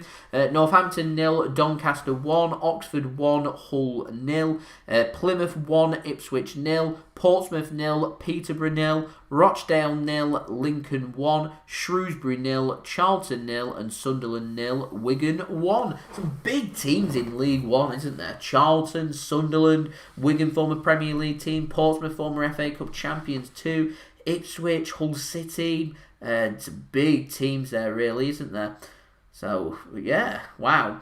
Some big teams in League League 2 as well. Early kickoff in League 2, Scunthorpe 2, Leyton Orient 0. Half-time scores, it's Barrow 0, Salford City 0, Bolton Wanderers 1, Port Vale 3, Bradford 0, Carlisle 0, Cambridge 0, Oldham 0, Cheltenham 3, Exeter 1, Harrogate 0, Forest Green Rovers 0, Mansfield 1, Crawley 0, Newport 1, Morecambe 1, Stevenage 0, Southend 0, Tranmere Rovers 1, Walsall 1, and late kick-off at 5:30pm in League 2. Got Colchester United taking on Grimsby, and I'm not too sure why that is a late kick-off. I'm not too sure if it's on TV or not, but there we go. Into Scotland, it's Hamilton Academical 0, Kilmarnock 0, Livingston 0, Dundee United 0, Motherwell 0, Hibernian 0. Entertaining, isn't it, in the SPFL at this moment in time, and St Mirren 1, Aberdeen 1, so nice to see some goals there at last.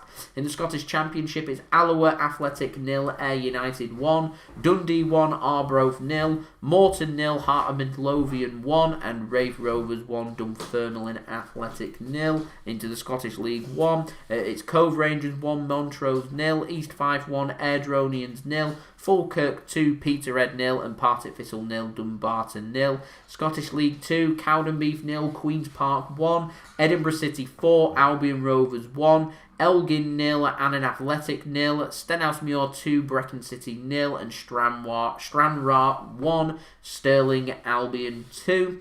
If you're interested in the Women's Super League, earlier today it finished Aston Villa Women's side 0, Manchester United Women's side 2.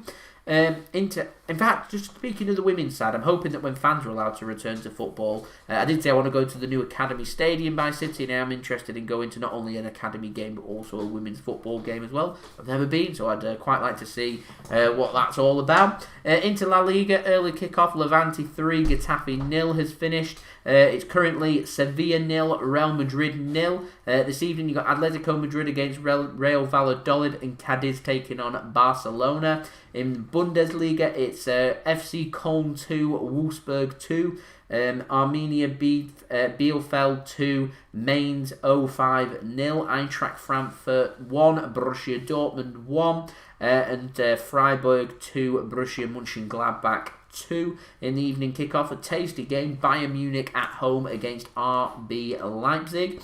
Into Serie A, it's Spezia 1, Lazio 2 as a full-time score. At 5pm you got Juventus taking on Torino, and later on you got Inter taking on Bologna. You've also in Liga 1, you've got Rennes taking on Lens very soon at 4pm, and then at 8pm you've got Montpellier taking on Paris Saint-Germain.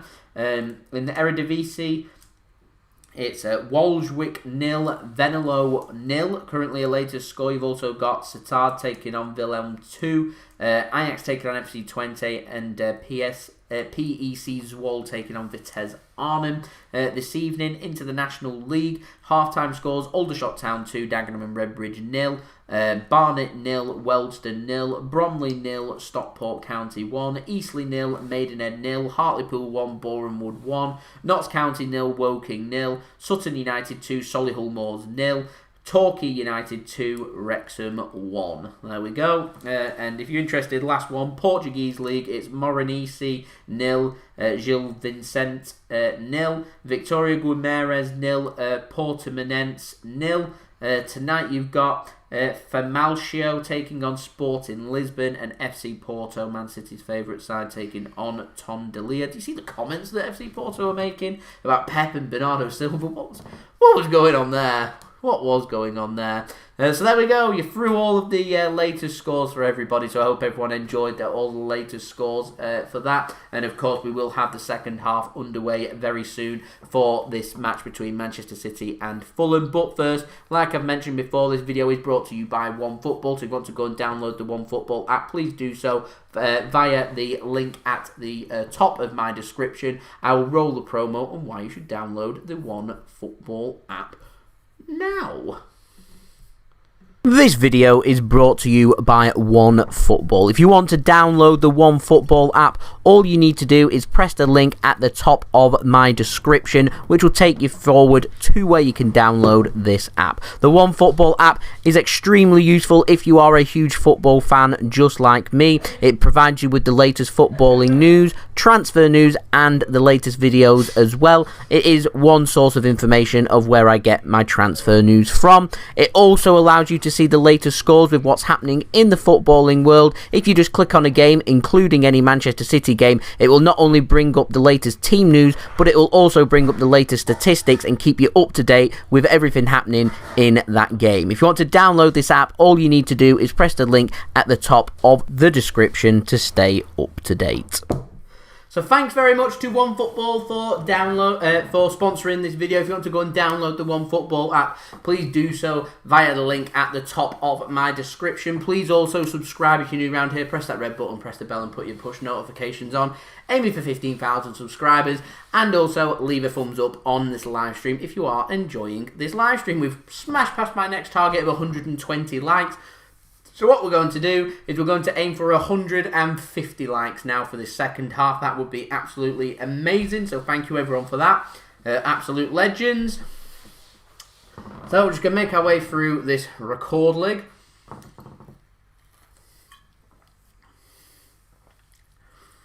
did say I wanted it done by half time.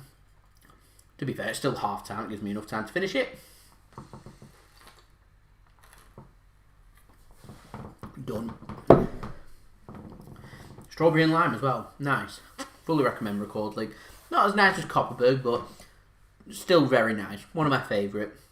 Right. So, firstly, Mixed Sid. Are you watching this live stream right now? Let me know in the chat if you are, so I can speak through this.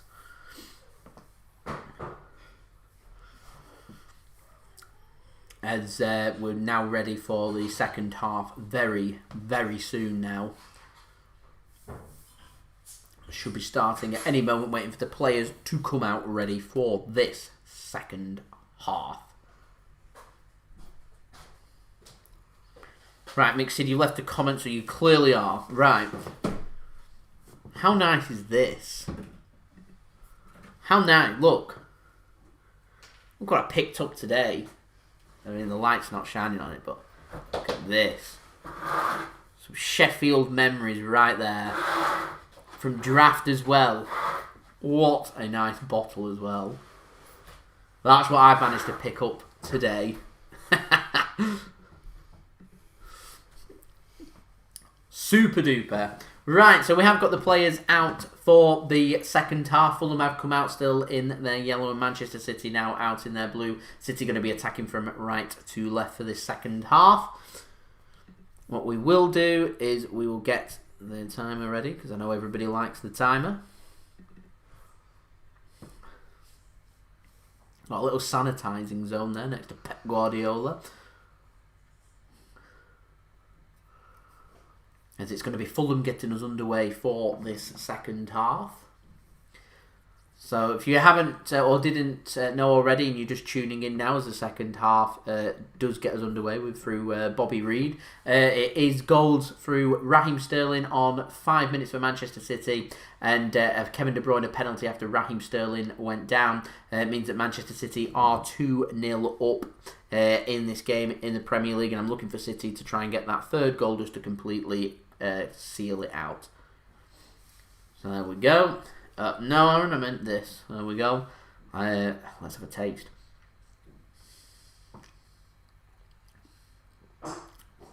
Ooh. Nice. A crisp, medium, dry cider, spelt with a Y, with the aroma of fresh green apples. Very posh. Look how long the neck is on that. Look at that. Compare. Love it, love it, love it. Anyway, it's Fulham on the attack. Coming forward. Into the penalty area. Now onto the outside of the penalty area. Can they get a ball into the box? So on the left hand, their right hand side, City's left hand side. So a bit of defending there for Mendy to do. They go backwards instead. Fulham. Very sweet that. As it come forward now, working the ball into the box. It's picked up by Rodri and cleared. It's very important these first 5 minutes or so that City can just keep Fulham at bay, not concede, find their stride, and then move on and continue from there is what I would be looking for. As Fulham managed to pick up a very cheap throw-in for themselves, just on the outside of Manchester City's penalty area.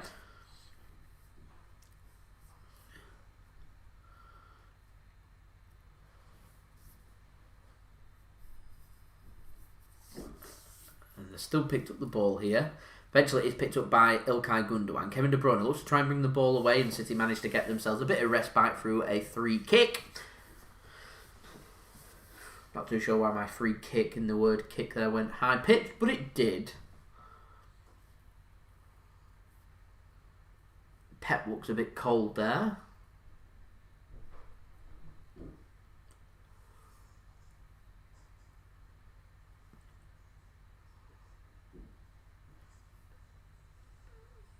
Riyad Mahrez now. Drilled it across. It's just a good ball across. There's just not enough City bodies in there, and it is cleared by Fulham. As Leak Froky, is that how you say your username there? He's on Copperberg. I'll be on Copperberg at some point because I've got some in the fridge. Copperberg is nice. Probably not in today's live stream, but another one coming soon. Ilkay Gundogan now. Bringing the ball forward. Mahrez, Gundogan. Threads a ball through. Jesus looks to try and win the ball. It's a good bit of defending from Fulham through Anderson, who gave the penalty away. Brings the ball forward and goes down, and a free kick will be given there to Fulham. Much to the annoyance of Gabriel Jesus. He's not happy about that and the decision given against him.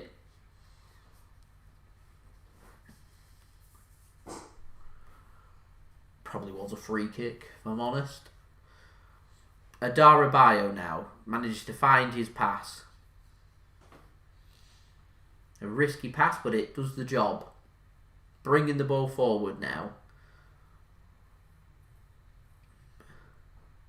Good bit of defending there from Rodri, although a poor pass means that City just give the ball away immediately and putting themselves under pressure. Well, put a ball into the box. It's cleared by John Stones. Winning balls in the air is what John Stones is doing well, as Cancelo looks to try and intercept but can't. Rodri can, and they can bring the ball forward now. Possible counter-attack on here. Mahrez into De Bruyne. De Bruyne, there's a run of Jesus. Sterling getting ahead of him. Mahrez drifts onto the right-hand side. De Bruyne looks like he might go on his own. Jesus, chance here.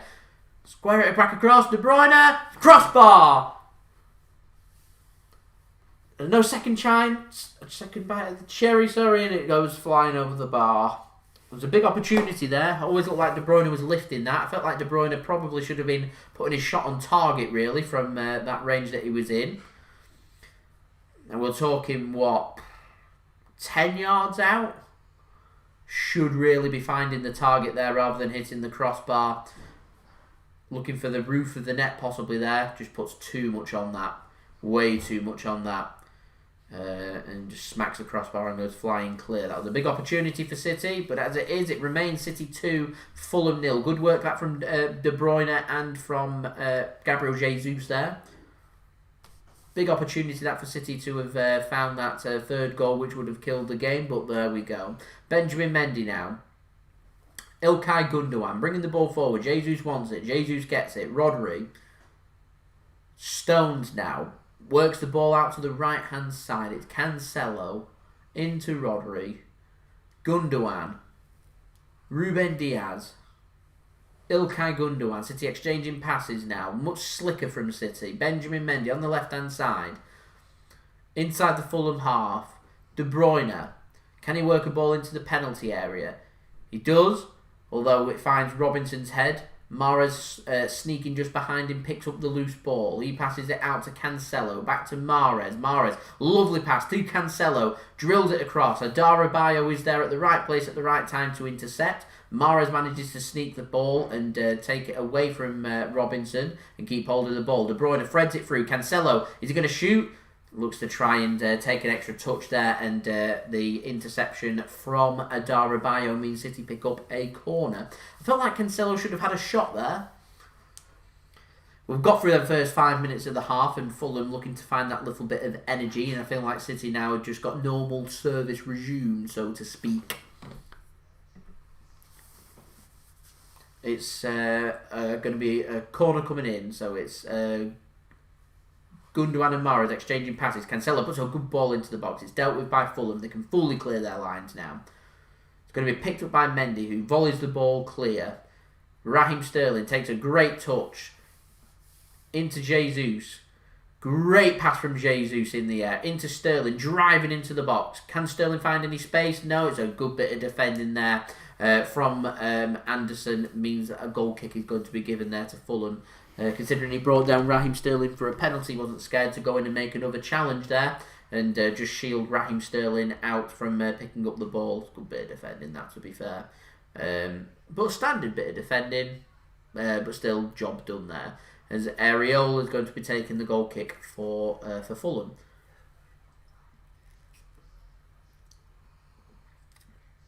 Only 25 likes away from 150 likes. Been a sensational effort.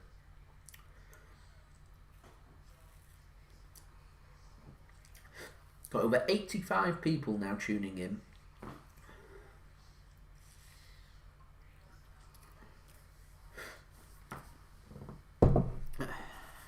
Nice. Do I think Spurs are title contenders? More games need to be played. I don't know who are title contenders and who aren't. I think Spurs look better than what they looked last season, is what I will say.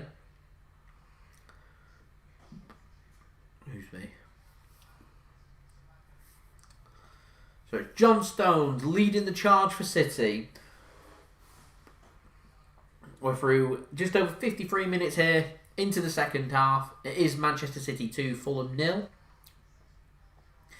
Thanks to goals from Raheem Sterling in a Kevin De Bruyne penalty. Looked like it touched his arm. Nothing to be given there. As Fulham continue to come away with it. As Benjamin Mendy brings down Bobby Reed, and a free kick is given to Fulham. Yeah, I don't know about Spurs. That's the truth.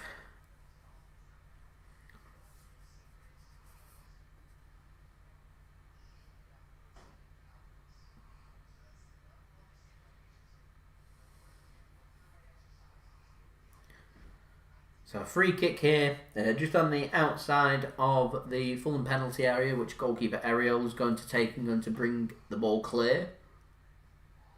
Of course, goes long, straight to the head of Benjamin Mendy, controlled by Raheem Sterling. Gundogan now just clears the ball into space. Mahrez chases.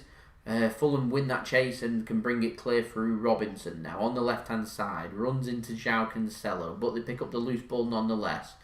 Harrison Reed driving the ball forward. Do I think if Liverpool had all their players fit, they will be unstoppable in every match this season? Not unstoppable in every match, because I think Liverpool can be got at. I certainly think they'd probably be picking up more points than what they currently are. They've still got a good quality side, though, Liverpool. They've got enough players out there to be getting them enough points, grinding, and keeping them where they need to be. Just like what City have. City have underperformed a little bit this season. I'm hoping that we can start to rectify that through December, and if we can, I think we'll be where we need to be, or where we want to be. And I think Liverpool will be fairly happy with the start, considering the injuries that they've had. But it's always going to happen. They're not going to be the first, and they're not going to be the last to have lots of injuries at any one time in this season.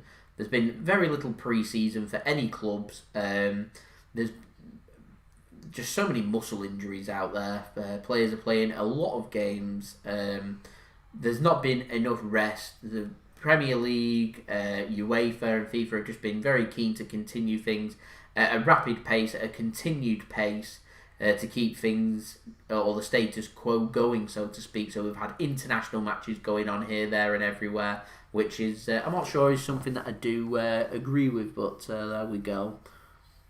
I don't think any side's unstoppable.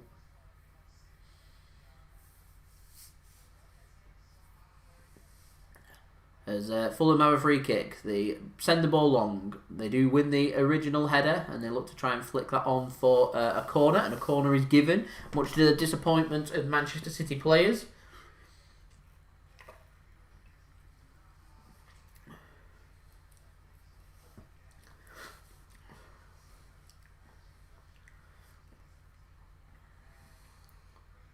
So it's going to be Harrison Reed to take this corner for Fulham. Needing a goal to get back into it. They're choosing to work their corner like City like to. They work the ball into the box. Who else but John Stones there to win the header and bring the ball clear for Manchester City. Rodri now, after a bit of ping-ponging, brings the ball clear. Mahrez, great ball, here we go. Kevin De Bruyne, big chance for a third goal for City. De Bruyne, great save from the keeper. A bit of a disappointing finish that from someone of the quality of Kevin De Bruyne. But nonetheless, Areola keeping Fulham within touching distance of this game. Because I reckon a third goal for Manchester City would completely seal this game altogether. So under De Bruyne's quality and how good he is with both feet, I think he'd be disappointed not to have scored there. But there we go. Should have been 3-0 that really.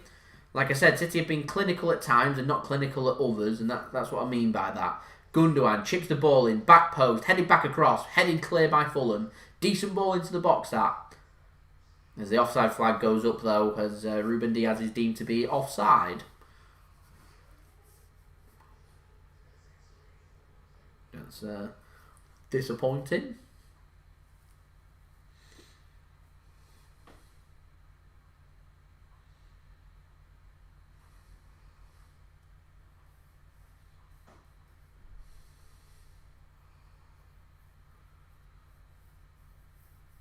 So Fulham's goalkeeper brings the ball forward. Header won by Rodri. Jesus has got a chase with Anderson. Anderson will win that chase and he chooses to clear the ball. Wanting to play it back to the keeper under pressure means City can have a throw-in. As Bernardo Silva, who's warming up, rolls it out to Benjamin Mendy to take the throw-in. Mendy now looking to try and get something for City. Manages to get City another throw-in. I'm wondering when City will be making their substitutions. We've seen Bernardo Silva warm up. We've also seen Eric Garcia, Phil Foden and Ferran Torres warming up for Manchester City too. So maybe City thinking about making a change soon as Jesus chests into De Bruyne and De Bruyne just threads that ball through back to the goalkeeper for Fulham, Areola. He rolled it out to Anderson. Adarabioyo now. He brings the ball clear for Fulham. Finds Lookman well. Spreads the play out to the right hand side. It's Bobby Reed now. Intercepted by City for Ilkay Gundogan, but a free kick is given against Gundogan. I'm not too sure I thought that was a free kick. I'd have to see that one again. As Jonathan Moss deems that it was, and so Fulham's got themselves a free kick inside the City half. No. What's he giving a free kick for there? Bit of a strange one. There we go. Anyway, Harrison Reed. Lookman. Threading the ball across. That will go out for a corner if Ederson doesn't keep that in. And he does keep it in. And puts it out for a throw-in whilst clattering a microphone, a pitch-side microphone there with his clearance. Stops the ball from going out for a corner, but does go out for a throw-in and cleans out a microphone too. As we're only 20 likes now away from 150 likes. Past 130 likes now. So thank you everyone for that. Much appreciated.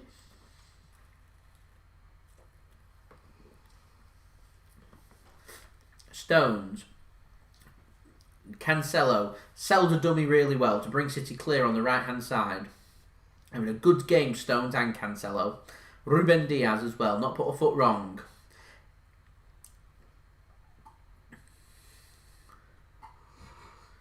Ilkay Gundogan now. Showing that the last 5 minutes it's been City with 55% possession and Fulham 45% possession. Looking to try and work their way back into the game. It is opening up space though, this for City. With Fulham wanting to take the game to us. I think if we can just find the next goal, I think we can all then just rest easy and start thinking about other games, is what I'm looking for. Ruben Dias now. Ilkay Gundogan, who, again, I don't think he's had too bad a game, Gundogan for City. Into Rodri. Cancelo, Mahrez, into Cancelo once more.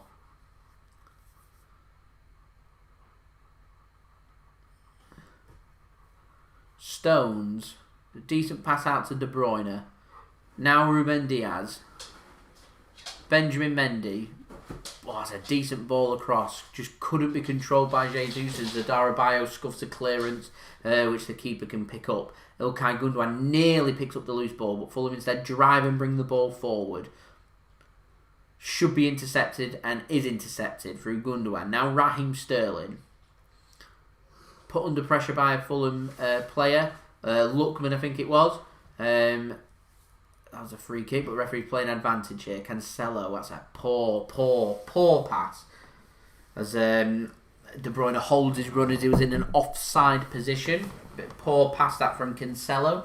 Kind of the first thing that he's done wrong, really.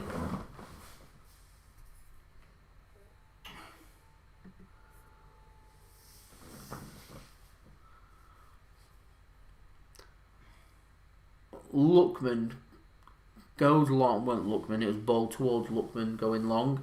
Picked off by City, but out for a throw-in.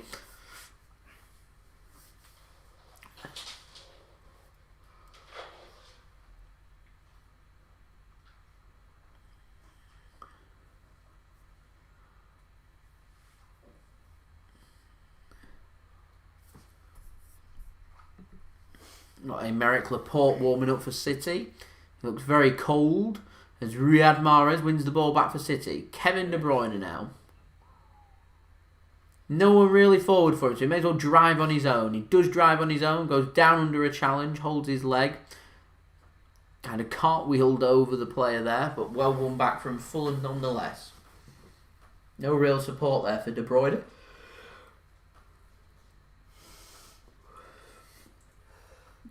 Not too sure how Bobby Reid kept hold of the ball there under so much pressure from City, but eventually the ball does come back to City now, and a ball played out from Mendy to Jesus.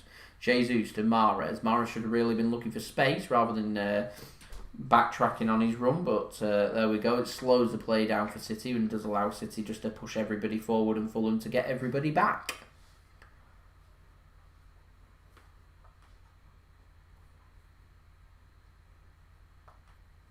Stones. Into Ilkay Gundogan. Ruben Dias and Gundogan exchange a couple of passes. Mendy. Rodri into Ilkay Gundogan. Can Gundogan find someone in space? Cancelo's in acres of space. He finds him on the right hand side now. Can Cancelo get a ball in? He does. He goes low, and Adarabioyo at the near post manages to block that and put it out for a corner to Manchester City. Like I said in the first half, it's continued into the second half. Adarabioyo is having a decent game there for Fulham. It's a decent defender. It's a good signing for $2 million that they've managed to sign there. But a corner to City. Riyad Mahrez to take. City sends Stones forward. Ruben Dias forward. Rodri forward.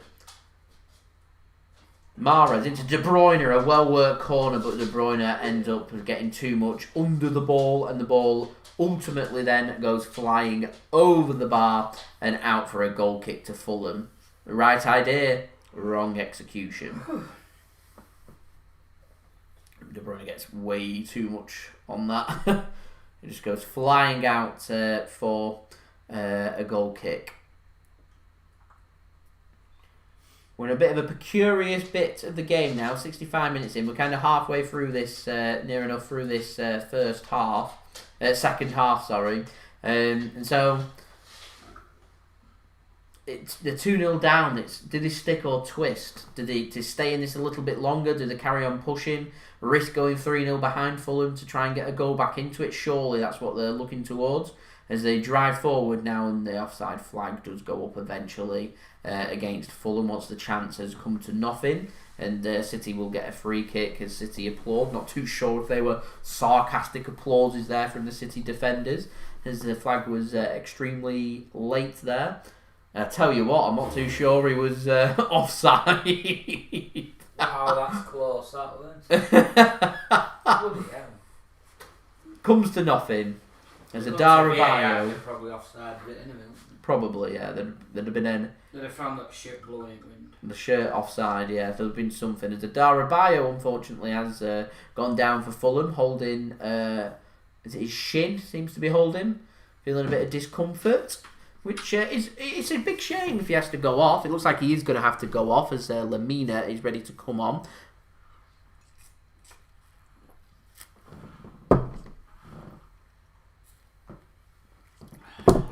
You know what? This ash bowl would be nice if I had a glass with ice. That's what it reminds me of, that type of drink. And the sun out. And the sun out. I was just about to say in Abu Dhabi because you can go there, but it's a dry country. I can't have that. No. Caribbean. The Caribbean. There we go. A Barbados or somewhere. It's cold, isn't it? It's going to be frosty tomorrow, isn't it? Ugh, don't say that. It is, look at the sky. Oh, my car's next to there. Not a cloud in the sky there, mate. That's going to be frosty. It's going to be cold. It's that time of year. That time of year. We're not going out anywhere at the morning, is it? I'm going to have to check my car actually tomorrow. Mine's knackered. Wait, what, your car? Why? Needs clutch replacing, doesn't it? Oh, I thought you was getting it replaced in a couple of weeks. Wednesday it's getting replaced. Harrison Reed going off. I had the MOT put on it Friday. Yeah. Thursday, sorry, and then it's just once a clutch, but it's knackered. I drove it to the shop and back before and it's just revving. Like, shockingly.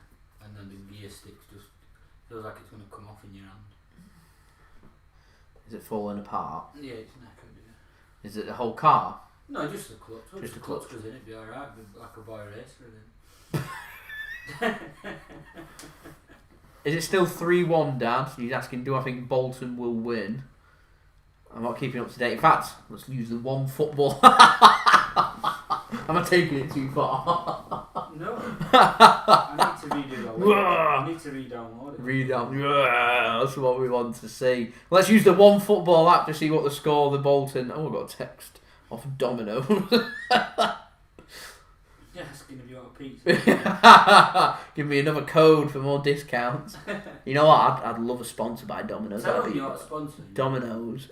Get me a half-time pizza sent for the next live stream. That's not a bad idea, you know. That's a great idea. Send it mid-live stream. Yeah. Pick up my Domino's. What an idea. You know what? I'm going to send them an email. Remind me tonight. I'll send them an email. We'll see if we can get that arranged. That'd be Just a local one, isn't it? that'd be a sensational Yeah. sponsor. What a Brought to you by sponsor. One Football and Domino's half-time pizzas. The Premier League can have all these sponsors and so can I. I won't put money on it, put it that way. Oh God, has it got even worse? You can't have got worse for Bolton. Well, The corner comes in and over the bar there by City City. wasting some chances. They could have 5 now, couldn't they? City should have had a few more than what Which they... would be great because that's what I've got on my Super C. Yeah. Oh man, that's good. Right, so Preston's 1-1 now. Aaron will be very disappointed with that. Very disappointed. Bolton are currently... It's Bolton 1, Port Vale 6. It's not. That's ridiculous. Do I think Bolton can win? Yes. I'll have a 5 on them winning 7. Right, odds. I wonder what the odds are. Let's get it on. Let's go. Let's have a look. What are the odds? We need a bit of them odds. It can't be. What are the odds now? Let's have a look. City are coasting, by the way. That's why we're now moving to some other stuff. So we need live in play, don't we? In play. Let's get to League 2. Bolton are 500 to 1. I'd probably be tempted. The 500 to 1 to get a draw, 500 to 1 to get a win, and 500 to 1 to get a draw. I'd probably be tempted. You know, if I had like a £5 free bet or something, go for that. What a comeback.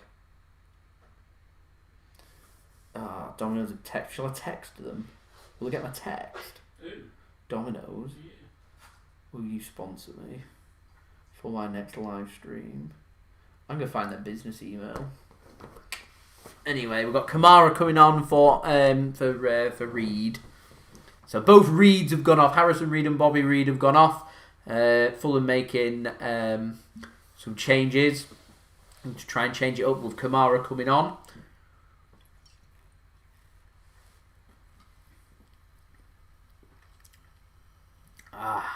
Nice. Can you believe the bottom of League 2 is Southend and Bradford City? Bradford City are second bottom in League 2. That's shocking considering they've been in the Premier League. It's a good away day, Bradford. Could you imagine it?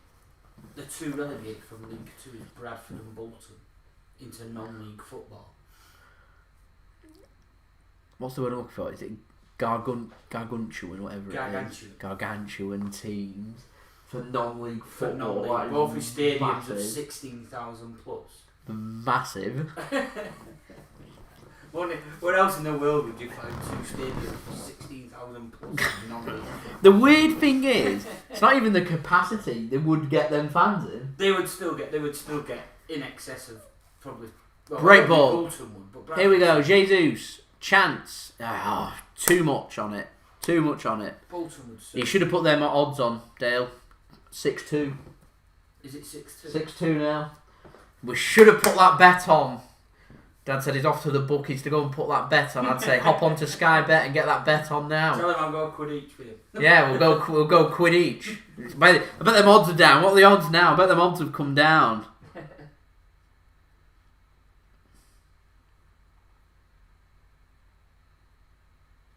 Still pick up 500 to 1. I bet it's going to change as soon as I press it though. It's still 500 to 1. I've got no money in my account to place it. Oh, yeah, you go. Yeah, 250 to 1. The price is halved in now. To win 7-6. No, that's just a draw. Well, it's the final derby, isn't it? Fleetwood. It is, yeah. Fleetwood Blackpool. Score is it? Still 1-0 Blackpool? 1-0 Blackpool. Still 1-0 Blackpool. Ball given away here. High up. City. Mahrez. Too much on the pass. City coasting here. They're not risking injury. They're not risking energy or anything here, City. It's just coasting this second half.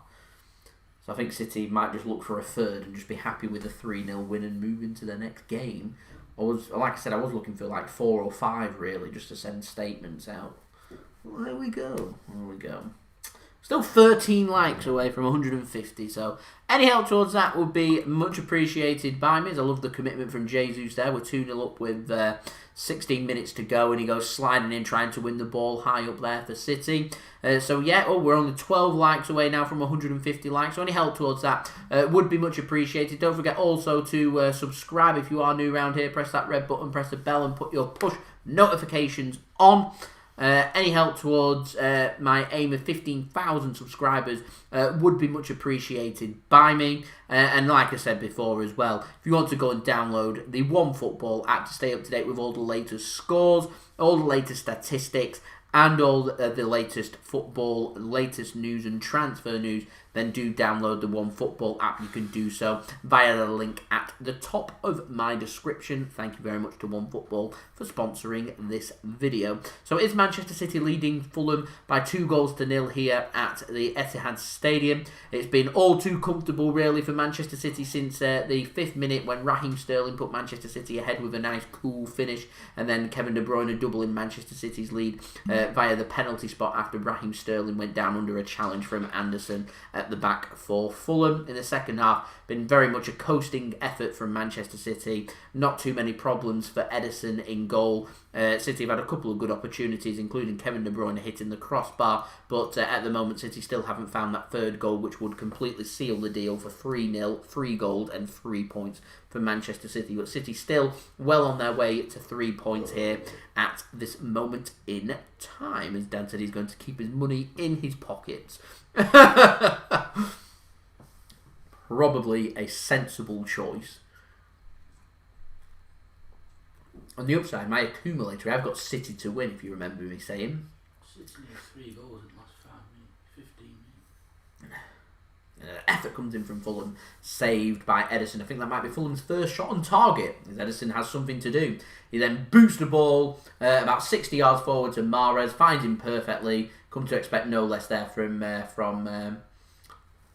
Ederson, and Manchester City managed to win a free kick via a foul from Anderson on Gabriel Jesus. So City have got a free kick inside the Fulham half.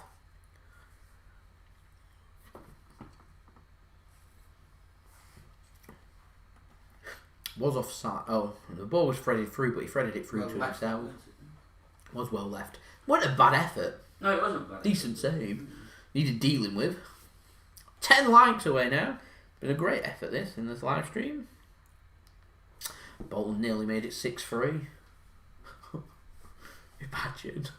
Just imagine. 6-3? Nearly made it 6. Imagine though. Just imagine if that ends up 6-3. I'm going to be devastated. Free kick comes in. Great ball in. And Ruben Dias can't divert it into the goal. Putting the ball wide. You see Ruben Dias' miss midweek? Yes, I did. Yeah. Gets too far ahead of the ball. Nearly finds the goal there once more as Jedi City tunes in. So welcome, thank you for tuning in once more to my live stream, Jedi. Hope you are well. Now 9 likes away.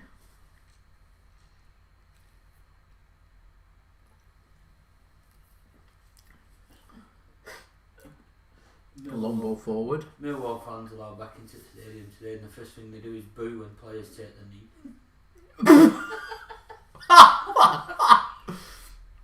What? I shouldn't laugh actually, but what?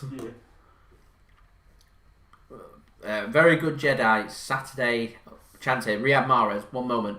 Tries to thread the ball through. It's going to be cleared by Adarabioyo, who I'm pleased to say is still on the pitch and managed to get up from his earlier knock. Yes, Jedi, I'm very well. Thank you very much. I'm also very happy to hear that you are well as well. It's Saturday once more. A day off. Manchester City are winning. Drink in hand. Don't think you can ask for too much more really from a Saturday afternoon. Apart from being at the football match itself. But well, there we go. It's a great ball threaded through. Cancelo, that was a good ball threaded through by Mahrez, by the way, to Cancelo. Mahrez dinks the ball in just a little bit too much on that for Raheem Sterling, who makes a run to the near post. A chance there nearly for him to square the ball across, but not to be. City are very much coasting this game right now. Very much coasting. It's Fulham bringing the ball forward. Intercepted though by Ilkay Gundogan in the middle. As Kamara looked to try and drop a little bit deeper to try and win the ball. It's Ilkay Gundogan now. In to Joao Cancelo. Ilkay Gundogan once more. Benjamin Mendy. Jesus, it's intercepted well. City have played well. They've had opportunities here to have scored 3 or 4 goals. Really, that looked like a free kick on a foul on Mendy. It looked like he'd been pulled to the ground. Instead, it's Lookman gets a shot away and it is wide of Ederson's post. Definitely a free kick, that one. Very disappointing that a free kick wasn't given, but there we go. Premier League officiating. As we're now 7 likes away.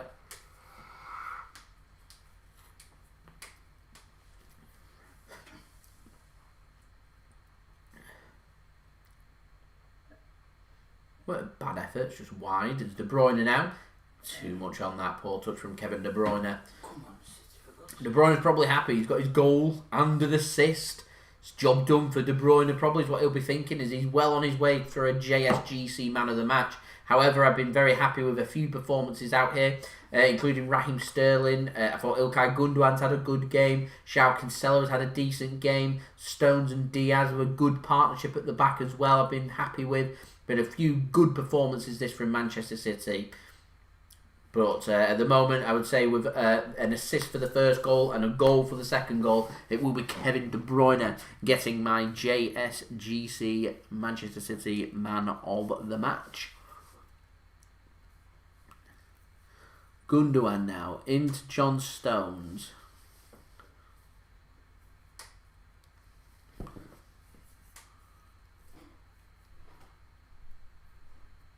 Gundogan Ruben Dias. Mendy had a bit of a quiet game. Tried to put some balls into the box. Not really been too many attacks down the left hand side. Everything's kind of worked its way kind of through the middle, and a bit too much space Fulham have allowed City. I think they've closed down a little bit better in the second half. That City having to use the width a little bit more, but when City have been using width, it's kind of gone down the right hand side. It's been Cancelo getting into space. It's been Mahrez finding balls through. He's not really found himself getting involved too much in the game. Like Raheem Sterling's got himself a goal that came from the right hand side, not from the left. So there we go. Mahrez now in the centre. Jesus. It's intercepted though by Fulham. As Ilkay Gundogan looks to try and press and force a mistake. As City have got a Manchester derby next weekend. We're obviously going to be making a lot of changes for the Marseille game in midweek. But we've got 8 minutes to go. Fulham are making their third and final substitute, and City have made none. As Ruben Loftus-Cheek goes off, and Tom Kearney comes on for Fulham for their final sub. Loftus-Cheek, yes.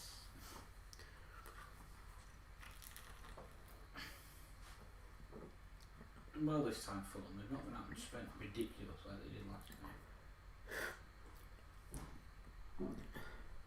It's one of them. I think they're a bit of a West Brom, a bit of a yo-yo. Yeah, but that's... Players too good for the Championship, but not good enough for the Premier Leagues. See, last time though, they didn't spend 140, 150 million. Yeah. So they spent the whole of the Premier League budget, more or less. Whereas this time, instead of doing that, they'll just bank it, bring in some loan players. They get relegated, they're not bothered. They're doing a Norwich. Quite happy to go down because they just bank the money.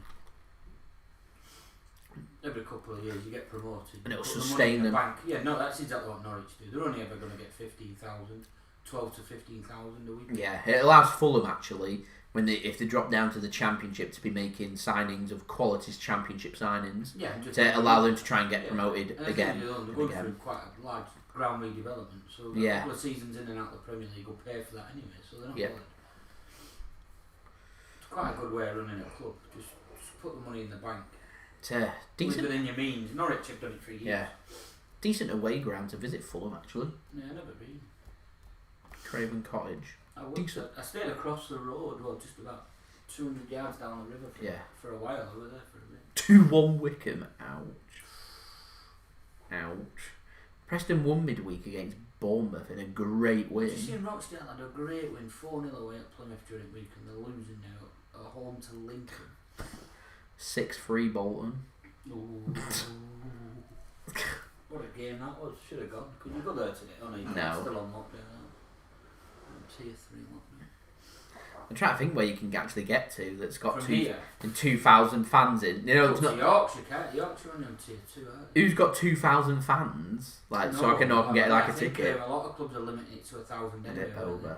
AFC Filed is one. They have about 1,000, 1,500, so you'd be able to go to them. But I think even during the week, Charlton and stuff could have had 2,000. They limited it to 1,000 just to basically just to fine tune the one-way systems and all that kind of stuff. Yeah. And I think a lot have done the same today. They've just kept it below at 1,000 just so they can fine tune things. Yeah. Which makes sense, I suppose. To be honest, I would expect probably February that. They'd be at 50% capacity by February. I would imagine the last month of the season they'd probably be at 75 percentage. Yeah. By the end of the season. Yeah, I think they'll slowly start increasing it. Yeah, they're just going to. Reckon by next season they'll have all fans in then? I would imagine so, because they're going to use this vaccine as new vaccine as an excuse to be able to get things up and running out, and then they'll just say, well, what we're going to do now is people have had the vaccine, we're just going to manage it as a seasonal, as a seasonal flu type thing. You would imagine. I would imagine this. I can see them. Whether it works or not, it's just going to be a game changer in terms of getting things. The travel industry cannot survive another 6 months like that. No. So you will get a vaccine passport. You will, and all that kind of stuff. And is what it is. If you go away and catch it, you end up really ill. They'll say, well, it's just bad luck, mate. It's hard luck. Yeah. I would imagine that's what's going to happen.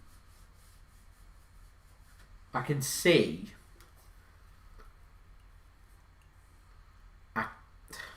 I can see them keeping the distancing in place and mask as an advisory and like, do you know, like when it gets to winter, just say like we advise you wear a mask and we advise keep your distance.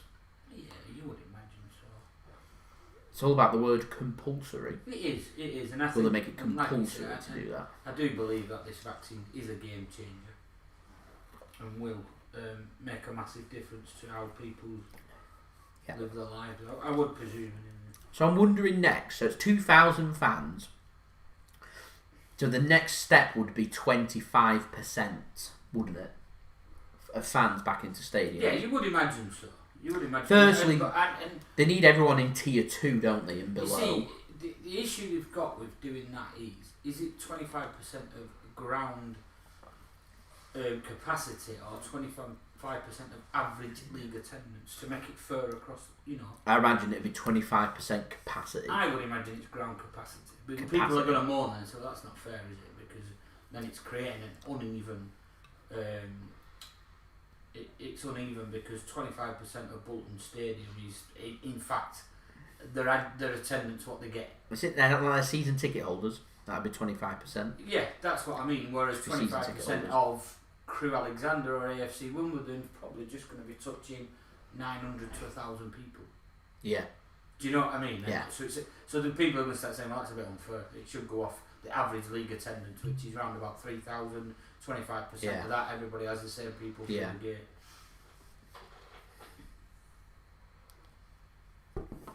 So do I think Pep will let the young players play in the Champions League?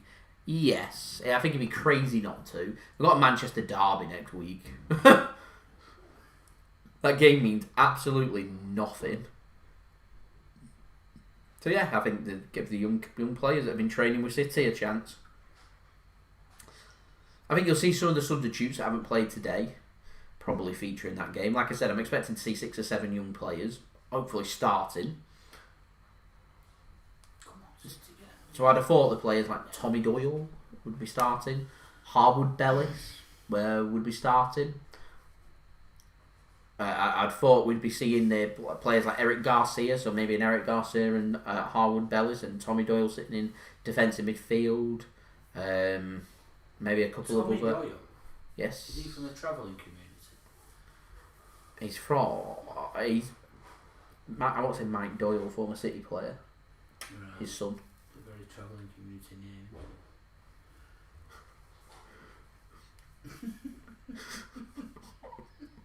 He's actually a good player. He's a decent player. I think he'd be. I'm not sure. I've not seen enough of him to see if he'd be Premier League quality or not. But I'd like to see Doyle do a season on loan to Championship or League One just to see if he's any good.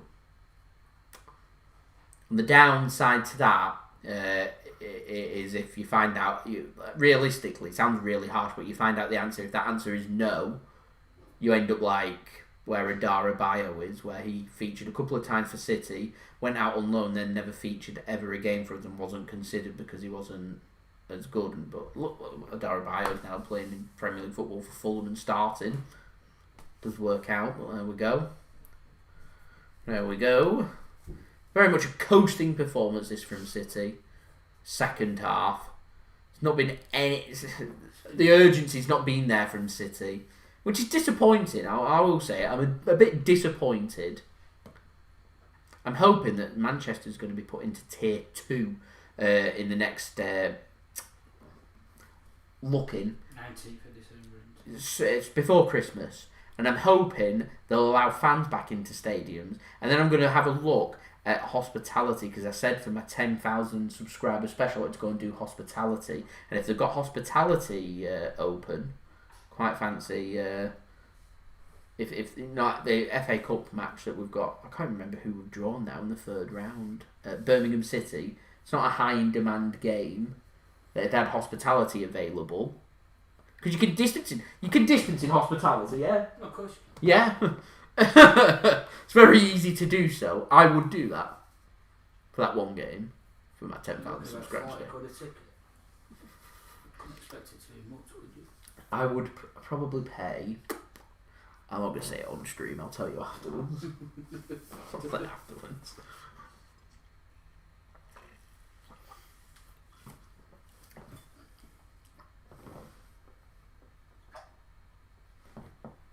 box. Bloody hell. That's what I'd be looking for. That's how much I'd be willing to pay for it. But if we're all allowed in... Yeah, everything included. Yeah. You can take your support bubble plus 3 other support bubbles with you.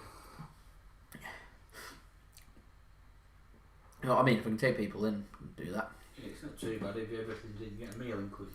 Yeah. You get a free fridge. Depends how long you're allowed in. If I'm allowed in like 2 or 3 hours before the game, and I'm allowed in 2 or 3 hours after the game. It's well worth it. Yeah.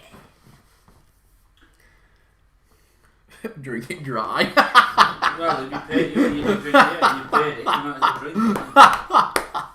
well drink it. That's my motto. Yeah, we're into 2 minutes of added on time here. City are just... Yeah, 10 seconds remaining, nothing really much on the game. You know what? We're 1 like... Oh, we're 2 likes. 2 likes away from... 1 like away now from 150 likes. Who wants to be the 150th like? That is our target for the live stream. Nearly finished the drink as well. Just in time for us to conclude the game. And start. There we go. Full-time whistle goes. Finished Manchester City 2, Fulham 0. Job done. 3 points for Manchester City. We move on. We've got a match against Marseille on Wednesday evening. We, of course, will be back for a live stream for that Marseille game. But what everybody's looking forward to, the big game next weekend, 5:30 p.m. kickoff time. We will be going live at 5 p.m. GMT for the Manchester derby. Manchester United taking on Manchester City. But from here at the Etihad Stadium, it has finished Manchester City 2, Fulham 0. It's another 3 points for Manchester City. It's another good performance for City, and it is job done. A decent first half from City, a very stale second half from both sides, really. It's Manchester City cruising. I'm wondering now, I want to have a look, have Man City actually made any substitutes in that game? No. That's really interesting. We've made no substitutes. I'm going to speak about that more in my 5 things that we have learnt from this game. I will, of course, be covering that after this video. And I will have that out tonight for everybody to look forward to. And we will be back again on Wednesday for that match against Marseille. I'm hoping actually to try and get a video out on Monday too, depending on how work and everything's going, for everyone to look forward to as well. That possibly will come in the form of a transfer update. But we're going to have a look in a moment at the stats for this game. And we're also going to have a look at the latest scores from around the ground. So we're just going to get the stats up for this game. So we can draw up some conclusions for Manchester City. So first and foremost, the JSGC man of the match does go to Kevin De Bruyne, assisting the first goal and then scoring the second goal for Manchester City. It's a good performance there from Kevin De Bruyne. In terms of stats for this game, it is 69% possession for Manchester City compared with 31% possession for Fulham. Manchester City ended up winning 44.4% of their duels compared with 55.6% from Fulham. City were dominating that in the first half, so in the second half Fulham have managed to recover that, including aerial duels too. City won 44% of their aerial duels compared with 56 from Fulham, which again City were dominating that stat in the first half. 1 offside apiece for both sides. City had 9 corners compared with Fulham's 3. 2 goals for Manchester City, none obviously for Fulham. Fulham currently sitting just 1 point above the relegation zone in 17th. City had 16 shots, 6 on target. I'm a bit disappointed with that and just 2 goals. I wanted City to be clinical. I felt like there was 3 or 4 goals in this from City, but as it was, we ended up picking up the win and 3 points anyway, so, not too much of a concern there. 6 shots for Fulham, 1 on target, 1 save for Ederson to make, and he did make that save. Shot accuracy from City at 37.5%, 16.7% from Fulham. 2 block shots for City, 1 for Fulham. Manchester City hit the crossbar, of course. Interestingly, City had 2 shots outside the box compared with Fulham's 2 shots outside the box as well. City had 14 shots inside the box with Fulham's 4. In terms of tackles, Man City made 17 tackles compared with Fulham's 16. So Fulham's tackle completion rate at 62.5%. Manchester City's at 70.6%. Fulham had more clearances and interceptions than we've come to expect. I said City were on course for 900 passes. Man City ended up having just under 800 passes, which shows you just what's been happening for the second half. It was a bit lethargic, a bit boring, nothing really much there. 787 passes from Manchester City compared with the 343 passes from Fulham. I felt like Fulham actually were a bit sharper and a bit stronger in that second half. There we go. Man City did 4.2% of their passes which were long, Fulham 13.4%. City at a 90% pass completion rate, Fulham at just under 78% pass completion rate. So not too shabby that from Fulham. Decent effort there from Manchester City. And Man City ended up having no yellow cards and Fulham had no yellow cards. Both sides actually are pretty clean when it used to come to what used to be the Fair Play League. City and Fulham actually have both got into the Europa League before on the Fair Play League. If you think back to the middle of the noughties, a little bit of a throwback there. But all in all, a decent effort from City. I thought Kevin De Bruyne well worthy of the JSGC Man of the Match. I thought Raheem Sterling's done well getting his goal. Didn't think Mahrez had too bad of a game either. I thought that we saw quality performance from City at the back. Cancelo looked lively. Nice formation of John Stones and Ruben Dias in their partnership. I'm really happy that they've managed to pick up a clean sheet as well. So that's really good. So I'm really happy with that. I'm just waiting for the other matches to be full-time so I can go through the latest full-time scores. So it's a good time for me to be doing my little plug at the end of this video. So don't forget, like always, if you are enjoying this live stream, please do leave a thumbs up. We're currently, whilst doing this live, at 155 likes. So let's aim for 160 likes before we end this live stream. So any help towards that would be much appreciated. We're only 5 likes away, so if you're watching this and you haven't already and you have enjoyed the content, please do leave a thumbs up. That would be much appreciated. Don't forget also to subscribe if you are new around here and you are enjoying the content. Press that red button, press the bell and put your push notifications on. Aiming for 15,000 subscribers. We're less than 900 subscribers away, so any help towards that would be much appreciated. Don't forget also social media links. They're in the description below and also just below me on the screen too. If you want to go and follow me on my Twitter and Instagram, email also in the description below too if you want to hit me up for any sponsorship, for any videos or any general business enquiries. If you're watching this after the game, leave your thoughts in the comments below too. And also like, comment, share, subscribe, all that good stuff. That would be much appreciated by me. Yeah, we're only 3 likes away there, so thank you very much, Adam. And Jamaica certainly is nice to be winning again. You make a very good point there, Aswin. Pep Guardiola's calling for 5 substitutes. We're playing in December, we're playing every 3 to 4 days, and Man City have made no substitutes in this game. None. So I will speak about this more in my video, but there we go. It happens. What I'm reading into that is the substitutes that haven't played in this game are probably going to be playing in the next game. And Manchester City are also going to go with 3 or 4 young players to start, and then probably 2, 3, maybe 4 players that are youngsters on the bench also. So I'm wondering who that's going to be. Like I said, I would have thought Harwood Bellis would be one. If Liam Delap's good to go, he might be another. Tommy Doyle, Harwood Bellis, who else have we got? Jaden Braff hasn't featured for City. I'm wondering if he's fit or not to go. He might be another possibly for City. Who else? Please do let me know in the comments below. That is a sensational question, Adam. When am I getting married? The answer is, I'm not. There we go. Let's have a drink. Your good here cost me a fortune. Hey! There we go. There we go. That is my favourite question of the night. We saved it right for the death. Sorry, What a question. What a question.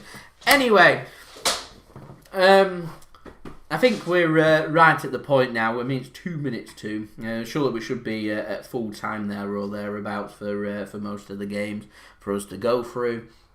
Actually, what we'll do, if you want to go and download the OneFootball app, this video is sponsored, by the way. If you want to go and download the OneFootball app, please do so through the link at the top of my description to stay up to date with all of the latest football scores, also the latest statistics, all the latest news and transfer news too. It's a really good app, so if you haven't already, please go and download that through the link at the top of my description. This video is brought to you by OneFootball. If you want to download the OneFootball app, all you need to do is press the link at the top of my description, which will take you forward to where you can download this app. The OneFootball app is extremely useful if you are a huge football fan just like me. It provides you with the latest footballing news, transfer news, and the latest videos as well. It is one source of information of where I get my transfer news from. It also allows you to see the latest scores with what's happening in the footballing world. If you just click on a game, including any Manchester City game, it will not only bring up the latest team news, but it will also bring up the latest statistics and keep you up to date with everything happening in that game. If you want to download this app, all you need to do is press the link at the top of the description to stay up to date.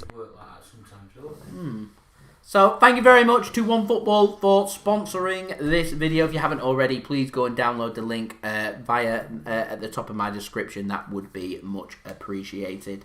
Thank you very much, Adam, for the support. Thank you very much, Arcanite, as well, for the support. It is much appreciated. And thank you, Dad, as well. So, we're only one like... There we go, actually, we've hit it. 160 likes, the target for our live stream.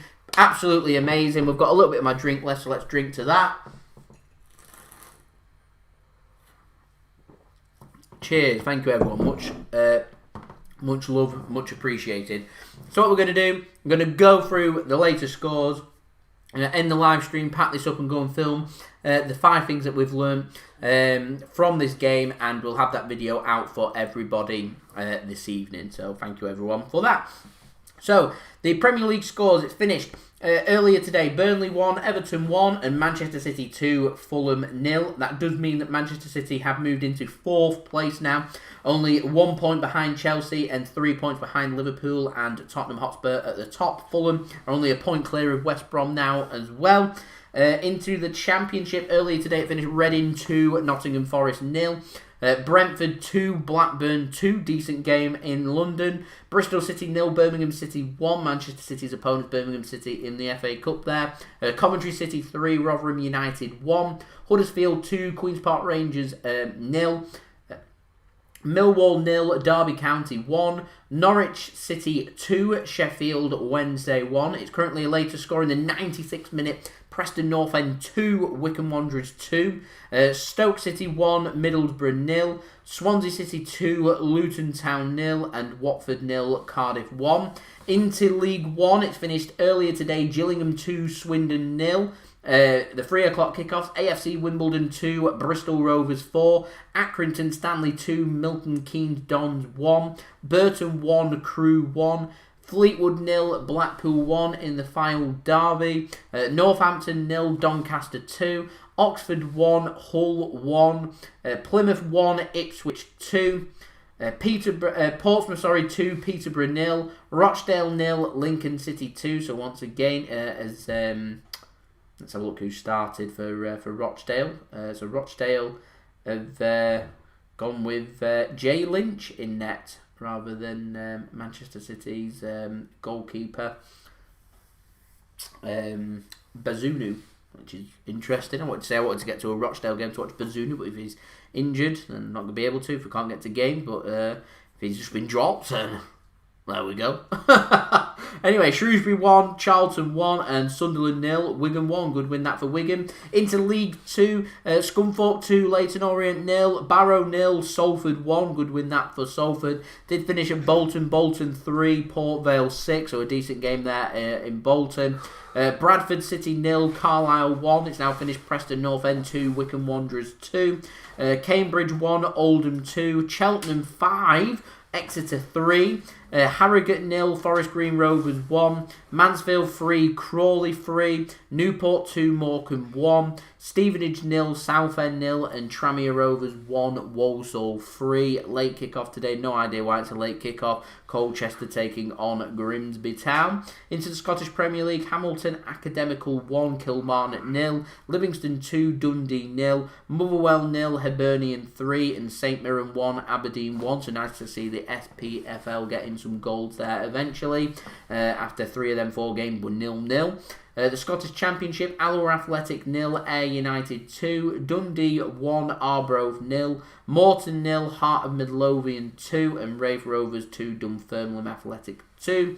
Into Scottish League 1, Cove Rangers 1, Montrose 2, East Fife 2, Airdronians 0, Falkirk 2, Peterhead 1, and Partick Thistle 0, Dumbarton 0. Into Scottish League 2, Cowdenbeath 0, Queen's Park 3, Edinburgh City 5, Albion Rovers 2, Elgin City 1, and an Athletic 0, Stenhousemuir 2, Brecon City 1, and Stranraer 2, Stirling Albion 2. Women's Super League, Aston Villa women's side 0, Manchester United women's side 2. Into La Liga was Levante 3, Getafe 0. In La Liga later, scoring the 89th minute is Sevilla 0, Real Madrid 1. That one Real Madrid goal coming through a Bunu own goal in the 55th minute. Later on tonight, you got Atletico Madrid taking on Real Valladolid and Cadiz taking on Barcelona. In the Bundesliga, it's finished FC Köln 2, Wolfsburg 2, Bielefeld 2, Mainz 05 1, Eintracht Frankfurt 1, Borussia Dortmund 1, and Freiburg 2, Mönchengladbach 2. Later on this evening, you've got a decent game at 5:30, which is Bayern Munich taking on RB Leipzig. Into Serie A. It's Spezia 1, Lazio 2 finished. Just kicked off into the 3rd minute. It's Juventus 0, Torino 0. And later on this evening at 7:45 p.m. GMT, you got Inter Milan taking on Bologna. Into Liga 1, it's currently Rennes 0, Lens 1 in the 49th minute. It's currently, at 8 p.m. kickoff, it's going to be Montpellier taking on PSG. Into the Eredivisie, it's finished Valvik 2, Venlo 2. I hope I said their team right. Anyway, Sittard versus Willem 2 is a kickoff at 5:45 p.m. GMT. Ajax taking on FC Twente later on tonight, and PEC Zwolle taking on Vitesse Arnhem. Into the National League, Aldershot 2, Dagenham and Redbridge 1 finished.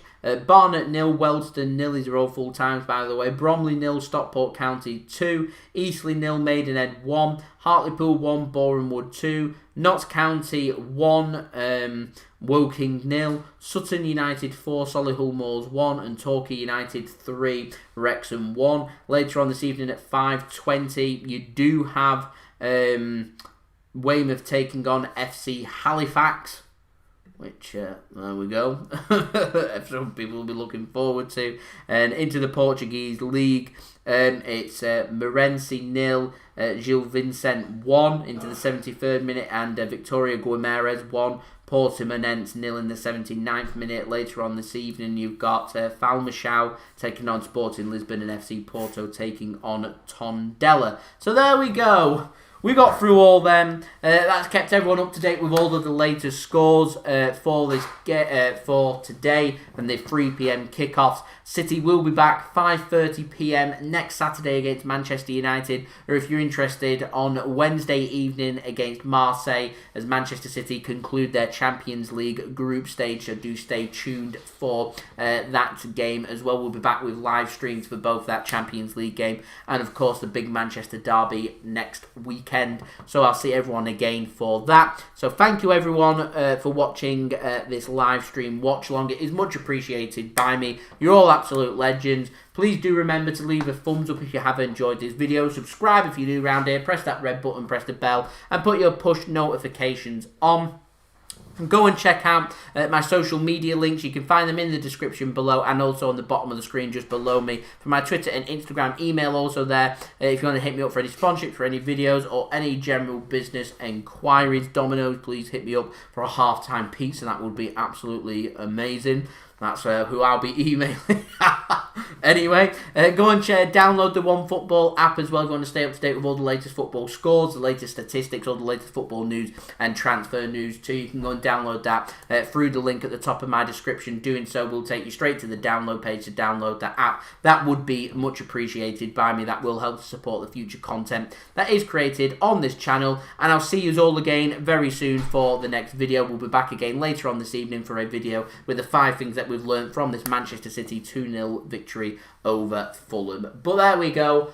Over and out. Thank you everyone for watching. I've been JSGC. I hope everyone is safe and well. I hope everyone has an awesome rest of their evening too. Enjoy the 3 points, Blues. We'll be back again on Wednesday evening for the live watch along of that Marseille game, and we'll also be back again later on this evening for that 5 things that we learned from this game. So please go and check that out as well. And I'll see you all again very soon. So I've been JSG, so I hope you all have a wonderful rest of your day. Peace. Ciao for now.